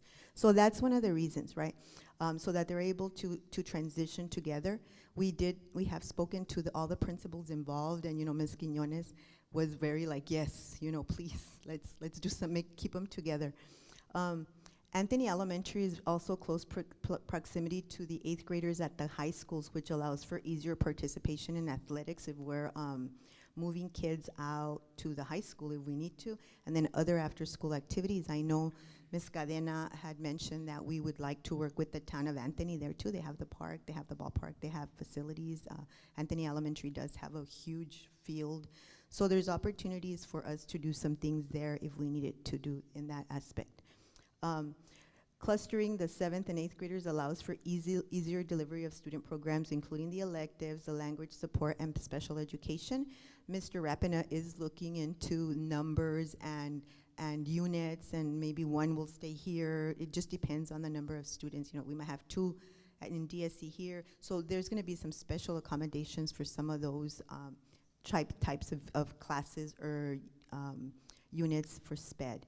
And then the 8th graders being located at Gadsden High School, we were having this conversation as an academic team, will allow them also to connect to high school programs in regards to like CTE pathways, like exploratory classes. We could probably use some of those pieces for our 8th graders.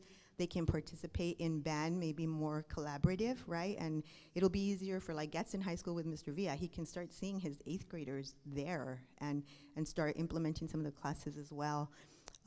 And then fine arts, like ROTC, just have a different opportunity for them, right? And see if they're able to incorporate into some of these pieces. Of course, it goes back to scheduling, and so I think it's important that we can settle this semester because we have a lot of planning to do, our principals do, right? And so that's one of the pieces. The next piece is, Mr. Rapinette wanted to put this piece in because we're really talking about accommodating our special ed group, right? Because there are so many units at the middle school and at the elementaries, and so what he wants to do is he's projecting and analyzing all the caseloads for next 5 years so that he can adequately staff the schools and the programs, right? So he's looking at all those numbers. And so again, just planning locations for self-contained classrooms, the BSC, the DSC, the LSC. And then there's considerations he's gonna make. Where are the current locations of some programs in the GMS feeder pattern? What are the projected number of students for the next 5 years?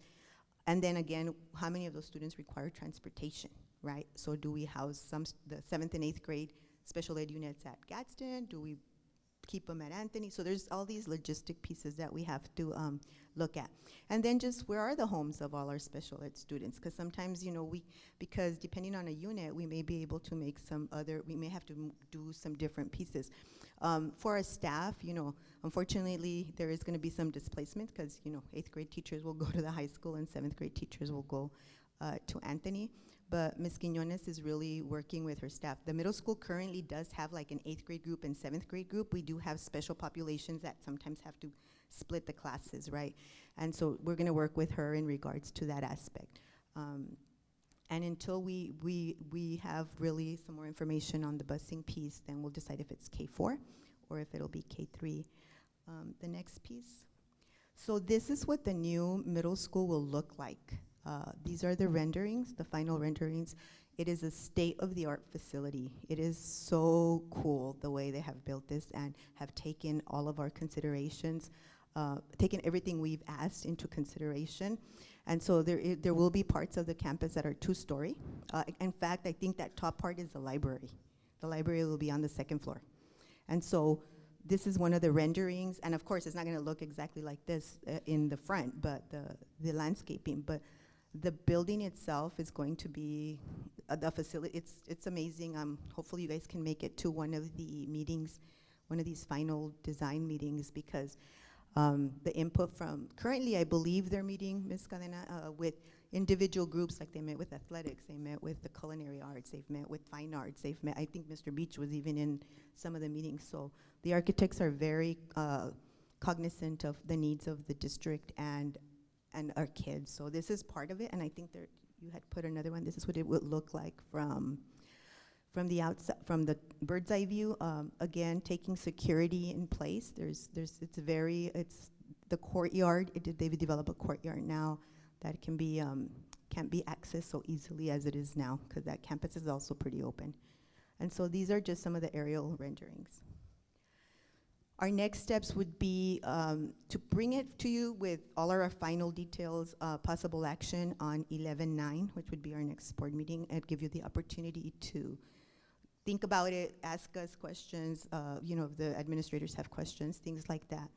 Once it is something that is approved by the board, of course, we would want the community meetings, right, would be our first piece, because I know as a parent, when your kids are going to middle school, it's already scary enough, and so we want to make sure that our parents know it is a temporary fix.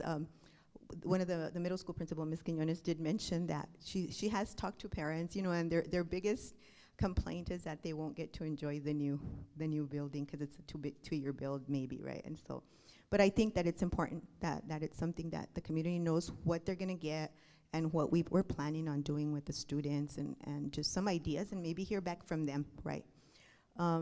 Definitely the staff meetings. We have met with the principals from all of the schools and have presented this first as an option so we could get their feedback. They're the ones who are on the campus and things like that. And then our internal department meetings, because we have to worry about staffing, we have to worry about certifications and licensure and all these pieces, but our goal is not to displace so much our elementary teachers, but just a reminder that some teachers only have that K-3 certification, so if you're gonna be at the 4, 5, or 6 school, you may not be able to stay there because your certification will not do that. And then again, just deciding what we want to do with electives and deciding what we want to do, but we want to make sure that our kids have the opportunity to have the athletics and the after-school activities. And so, I don't know, Ms. Cadena, if you have anything else to add? And questions? I know it's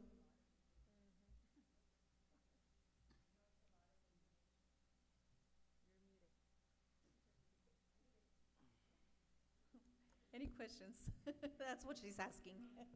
Questions, comments? And it is, yes, as you're saying, it is a lot of information. So, does anyone have anything? Go ahead, Ms. So I guess.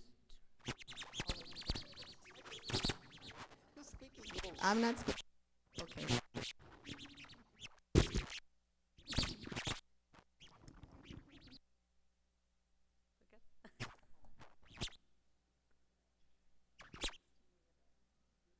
Someone's trying to be a DJ here.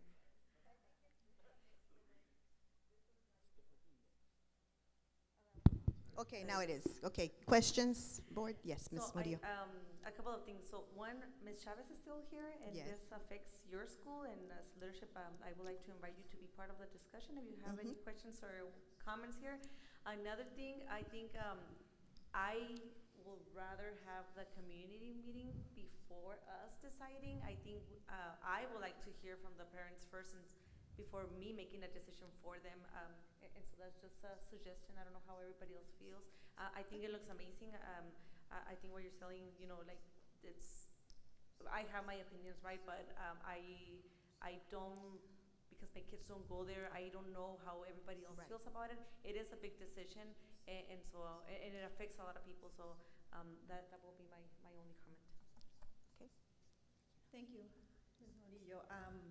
I think I'll concur with that because I know that there's already some word out there, and it's causing a lot of commotion. It really is causing commotion and confusion, right? Because you don't understand the logistics behind all of this. So I definitely think that, yes, holding those community meetings once it's in place is great, but prior to, just letting them know this is what we're looking at. I mean, I know they can get that information from here, but there might be people that have detailed questions. And I know that definitely one of them would be, the kids mixing with the older kids. That's always been something that, as parents from this area, right, we're not used to. We see in other districts that they have 6th graders with 7th and 8th graders, but we're not there yet. And so it is very difficult for the parents to understand that and how it's gonna be. I even would, I think I would like to see, like, what would it look like? you know, you're saying that it would be a school within the school, but what would it really look like? And you mentioned something like CTE programs, that they would be able to participate. So then therefore that would mean that they would interact somehow with the older kids, or, I mean, I don't know how that would be. Vice President, Ms. Rodriguez, thank you for those questions. So those are the types of things we're discussing with the administrators. So our goal, and correct me if I'm wrong, Ms. Cadena or Mr. Wilgemeth, like at Gadsden High School, we are trying, we were talking about developing like even like an entry into that hall, like that completely separates high school from the middle school per se, because they'll have their own like office staff. So the entry, they would never have to go into through the main, for the 8th graders, there would be like a separate area for the parents to enter. And so those are the things we're trying to consider. In regards to the scheduling, that's gonna be what we're gonna try and figure out. Do we encourage just 8th graders going into the exploratory CTE programs, or if a parent allows it, do they want them to be in? You see what I'm saying? So those are all those kinds of questions that we as a team need to, discuss and come up with some plans, because those are the questions the parents are gonna have. And to your point, I do agree, the parents would like probably to see this first. My concern, I think, would just be that I wouldn't have answers for some of those pieces without actually having the approval. Does that make sense? Because once the approval would be there, then we could really get to working on the original. Unless we do all of it first and then present it, I mean, I'd like some guidance from the board. I think it would be, I'm just thinking like when we consolidated the schools, right? I think that the input that the parents gave, and again, creating that awareness is what's critical here, right? Yes, because yes. many times we just don't understand, and there's that fear of the unknown, right? Yes. And so when that occurred, you know, having those meetings prior, it really helped. I believe that it even helped develop this, you know, like Yes. it was almost like we don't know if this is going to happen, because until it comes to the board and it is approved, then it's a go. So same here, right? It's not a go until it's approved. But at the same time, getting that input is critical. Yes. I know we discussed a couple of things. Do you want to talk about maybe the uniforms and things like that? Mr. Wilgemeth. Madam President, members of the board, Superintendent Dempsey, I think the note, as I was taking there, because I'm the note taker tonight, is what I think we hear you saying about these parent meetings is, we've discussed as the academic services team, well, the whole team, you know, whole CMT team, leadership team, on what we're seeing as the important things to consider. We may not, like as Ms. Hernandez said, have, by the time we have these early community meetings that are being proposed, we may not have a full 100% plan, but I think I hear the board saying we need to hear what the parents' concerns are, and as long as the parent concerns are matching with kind of what we've thought of, then that's saying we're on the right track. But if we have a parent meeting and we've thought of 5 things, and then the parents come up, 10 things we didn't come up with, then we're not on the same track. So that's the note I'm taking on that from this discussion about the need of the parent meetings. I hope is that accurate? I believe that is. I Okay. think that as parents, we understand that you all are the experts. You're the ones that know, how everything, where you can make changes, where you can make some additions. But again, getting that information out, and really is, I think the biggest word here is creating that awareness of what is happening. Madam President, members of the board, Superintendent Dempsey, just a couple of things that Mr. Hernandez mentioned that were also ideas, as so you can get an idea where we're brainstorming and how we're thinking, and how this may align with what the parents are concerned about. At both campuses, we bought new ID machines for all the kids, for all the campuses. So do all our 7th and 8th graders get IDs that look different, have different lanyards than the upperclassmen? Gadsden Middle has uniforms, so do we make sure that the uniform tops and those are different each campus? Those are things like that. This idea of what's called the temporary storefront, at the different schools, maybe at Gadsden High, to sort of create hard definitions of 8th grade and upper grade area. When we're talking about electives and those kind of things, the initial idea is working with the high school staff and looking at their staffing and say, hey, you know what? There's only so many requests for this pathway at Gadsden High School, and that teacher really has 5 periods, and he has 1 period where he maybe doesn't have high school kids. Could we reserve that period specifically for, 8th graders? So I think those are the ideas and the track that we're looking down. We wouldn't be able to, like as Mr. Fernandez said, definitely hammer those things down until action was taken. But I just want to let you know that's the note I took from the parent meeting, okay? Great, thank you.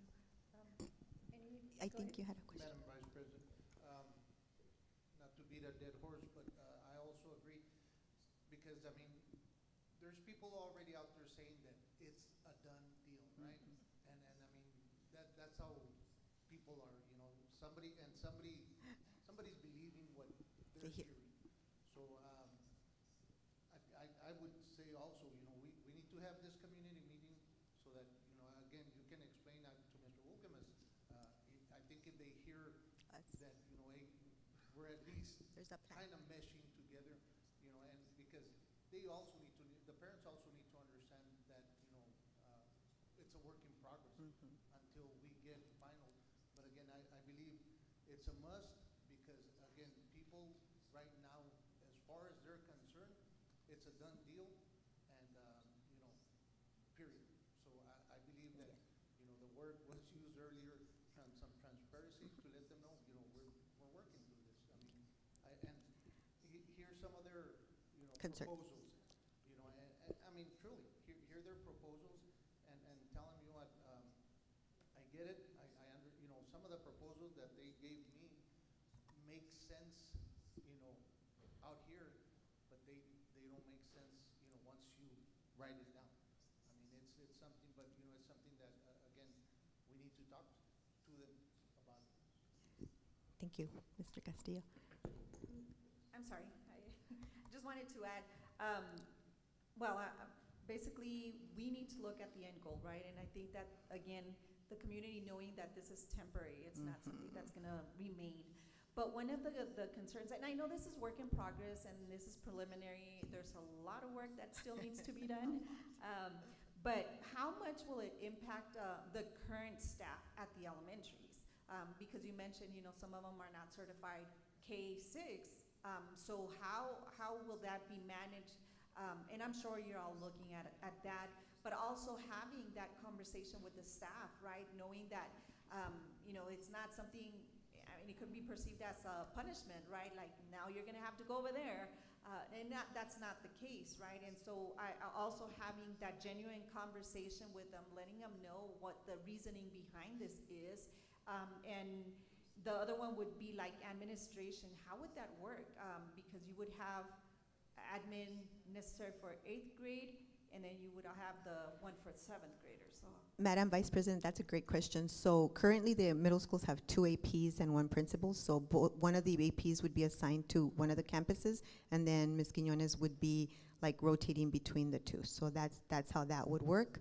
For staff, our goal is, of course, trying to not displace, if they're at Loma Linda, and that's where they are usually, they're going to be the K3 or K4 school. So pretty much whoever wants to stay, because I know there are some teachers who will be like, I will never teach kinder, right?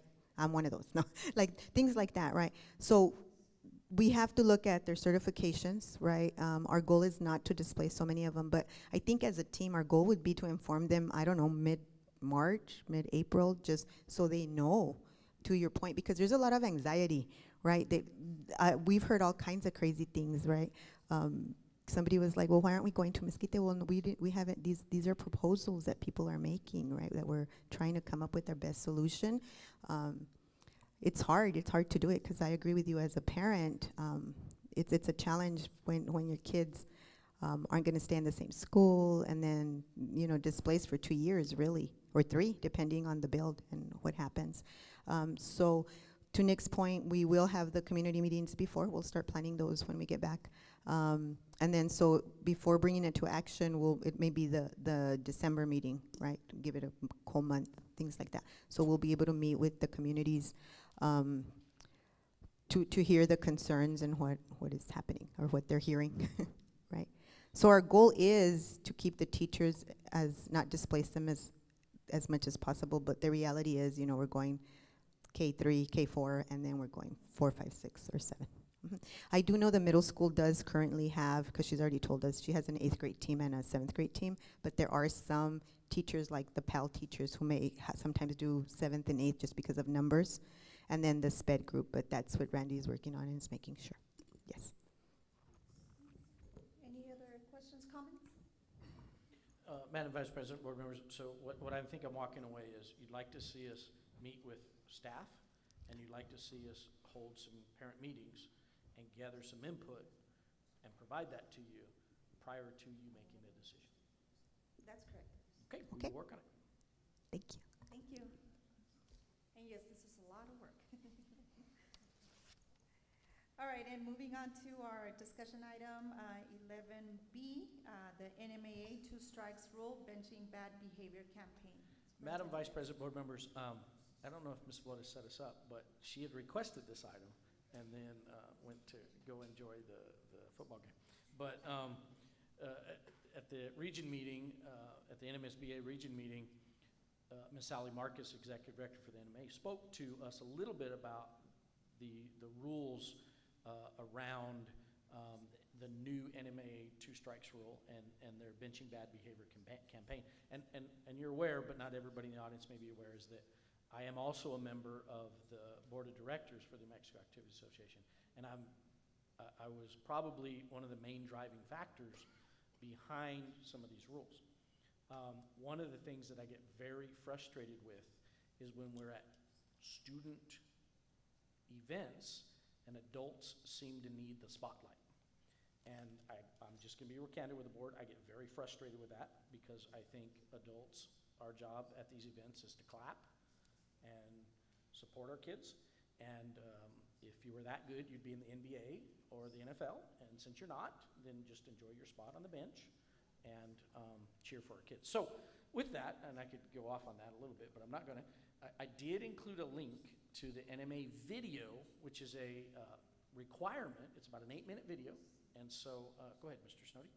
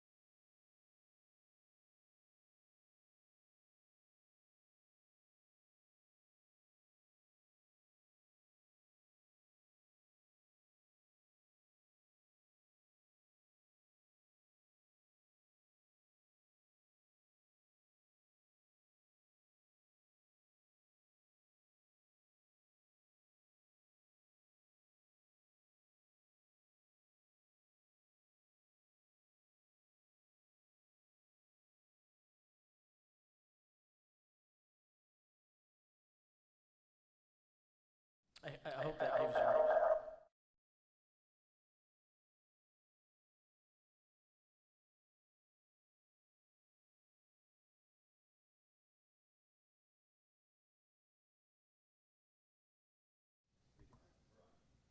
Test. Okay. So it gives you just a good idea of what that expectation is. Now, the Compete with Class document that from the presentation, it lines out sort of the expectations and the roles, and it's a really good document to use at the beginning of each season. I encourage coaches to provide that to parents, and let's read through it and make sure we all understand. And again, we're not trying to limit competitive nature. We're trying to eliminate this awful behavior. And there's no other way for me to describe it but awful. And then I also want the board to understand that when decisions are made and actions are taken, if they're taken especially there's two situations that could, if an action is taken against an employee, there's confidentiality considerations that we have to consider. And then without a doubt, if action's taken against a student, we can't share that. So sometimes you get parents that ask for transparency, and they're asking you to break a federal law.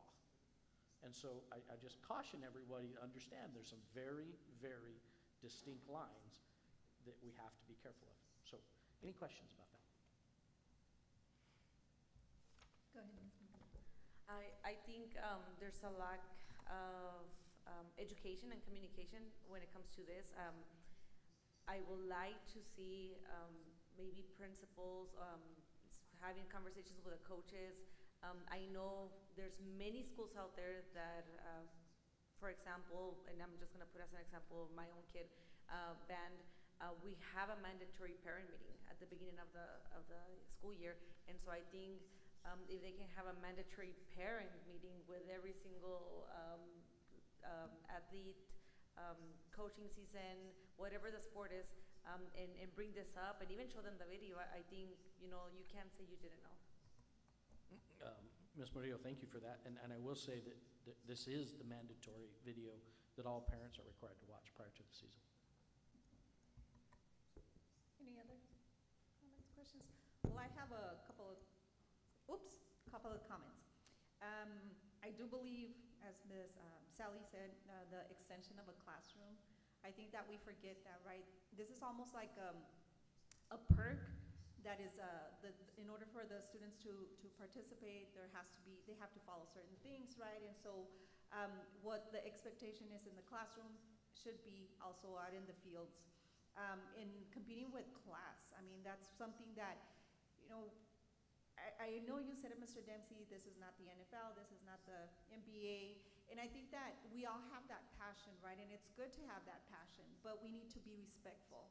We need to be very responsible of our actions. So this seems, I think a lot of people are going to be in awe if you hadn't seen this, because you don't expect things like that to be happening, but unfortunately they are.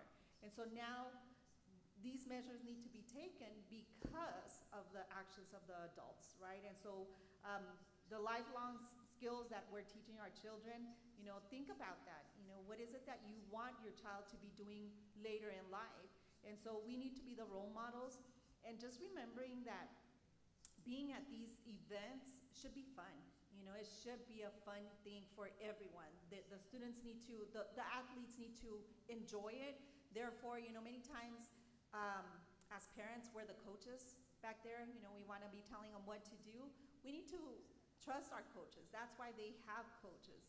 And so, having fun and not getting to again, this is extreme, but it's necessary. Do we want to end up not having any sports because of the actions that we're taking? I don't think anyone would like that. We all want to be able to have that opportunity, but if we have these behaviors, it could end up going to that extent. So I appreciate you presenting it here, and I believe the ones viewing online were not able to hear it, but it is something that you can look up. It is on the website, so you can click that link and you'll be able to view the whole video. And make sure that you do read the Compete with Class document as well. And I think that even though there has been, those meetings, Ms. Murillo mentioned, like with the band, I believe a lot of the sports currently already have this, but I think that there's not that, it's taken lightly. They're really not paying attention to what is being said here, but know that your actions could affect everyone. So please understand that and really look at the video, pay attention to it, and really, again, be responsible for your actions. Thank you. I'm sorry, go ahead. That's all I had. I'd be happy to entertain any additional questions. Thank you. So now we're going to move on to discussion item 11C, the legislative primary event. Mr. Dempsey.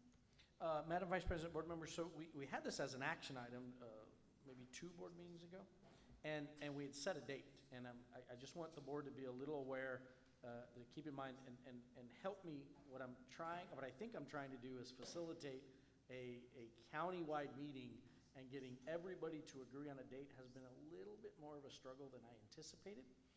So if you're comfortable, the request has been, let's postpone till December, and I am working very closely with Las Cruces Public Schools and some of their legislative individuals. They contract for legislative services, and that individual I've been in contact with, who then works with their legislator. So I'm optimistic that he has the reach to be able to find a date in December.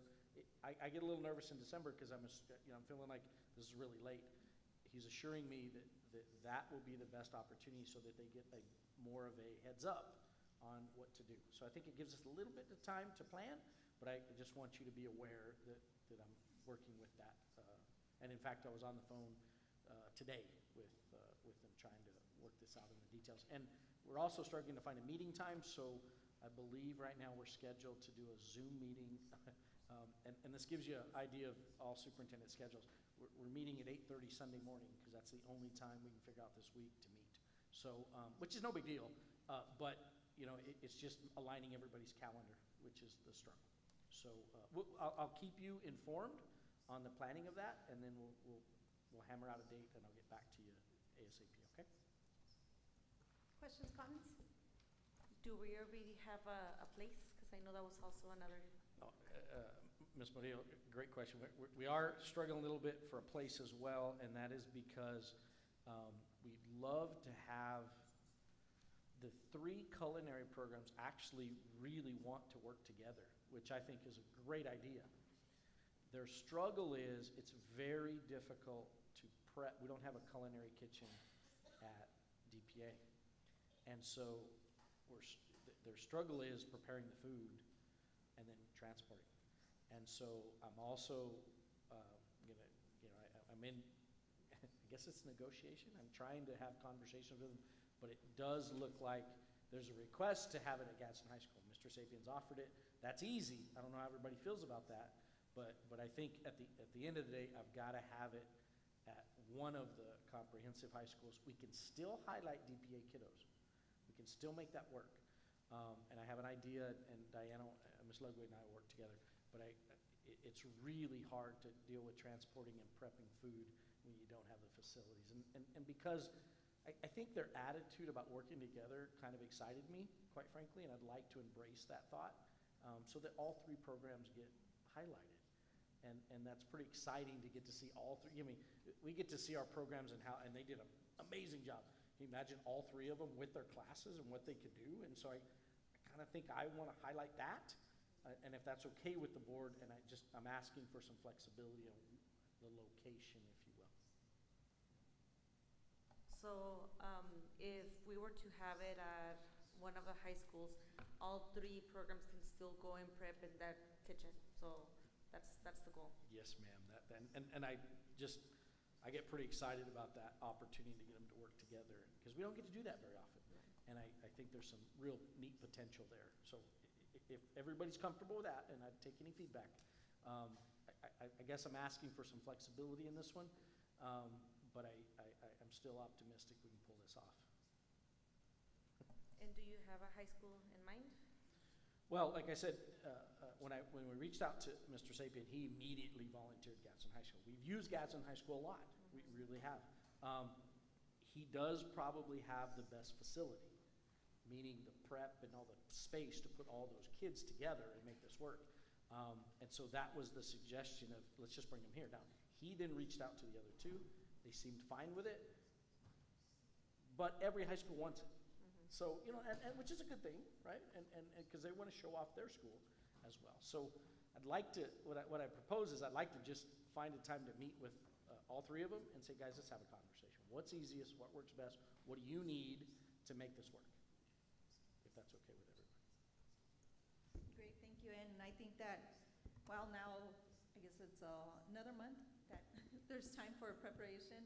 You know, as everything, everything takes time. So hopefully, I mean, I think that just showcasing our kids is a priority. Really, the facility is not the biggest thing because it's what the kids are going to be doing for that event. So thank you for that. Ms. Vice President and board members, what I'd also like to add is, trust me when I say, you already know this, Ms. Delgado's helping me. So it'll be amazing because I'm not having to do it all because you know I can't pull that off. Thank you, Ms. Delgado, yes.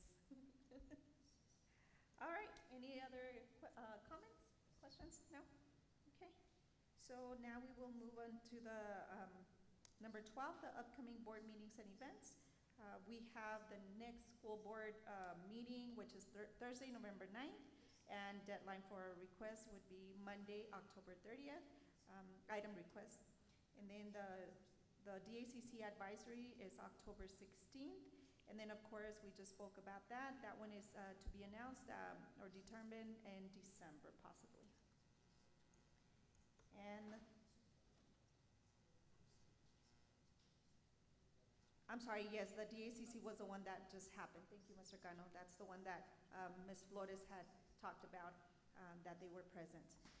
So that concludes all. And so number 13, do I hear a motion to adjourn? Madam President, I'd like to make a motion to adjourn. Mr. Cano has made a motion to adjourn. Do I hear, all in favor? Aye. Aye. Motion passes. Thank you all. You have a good evening and be safe.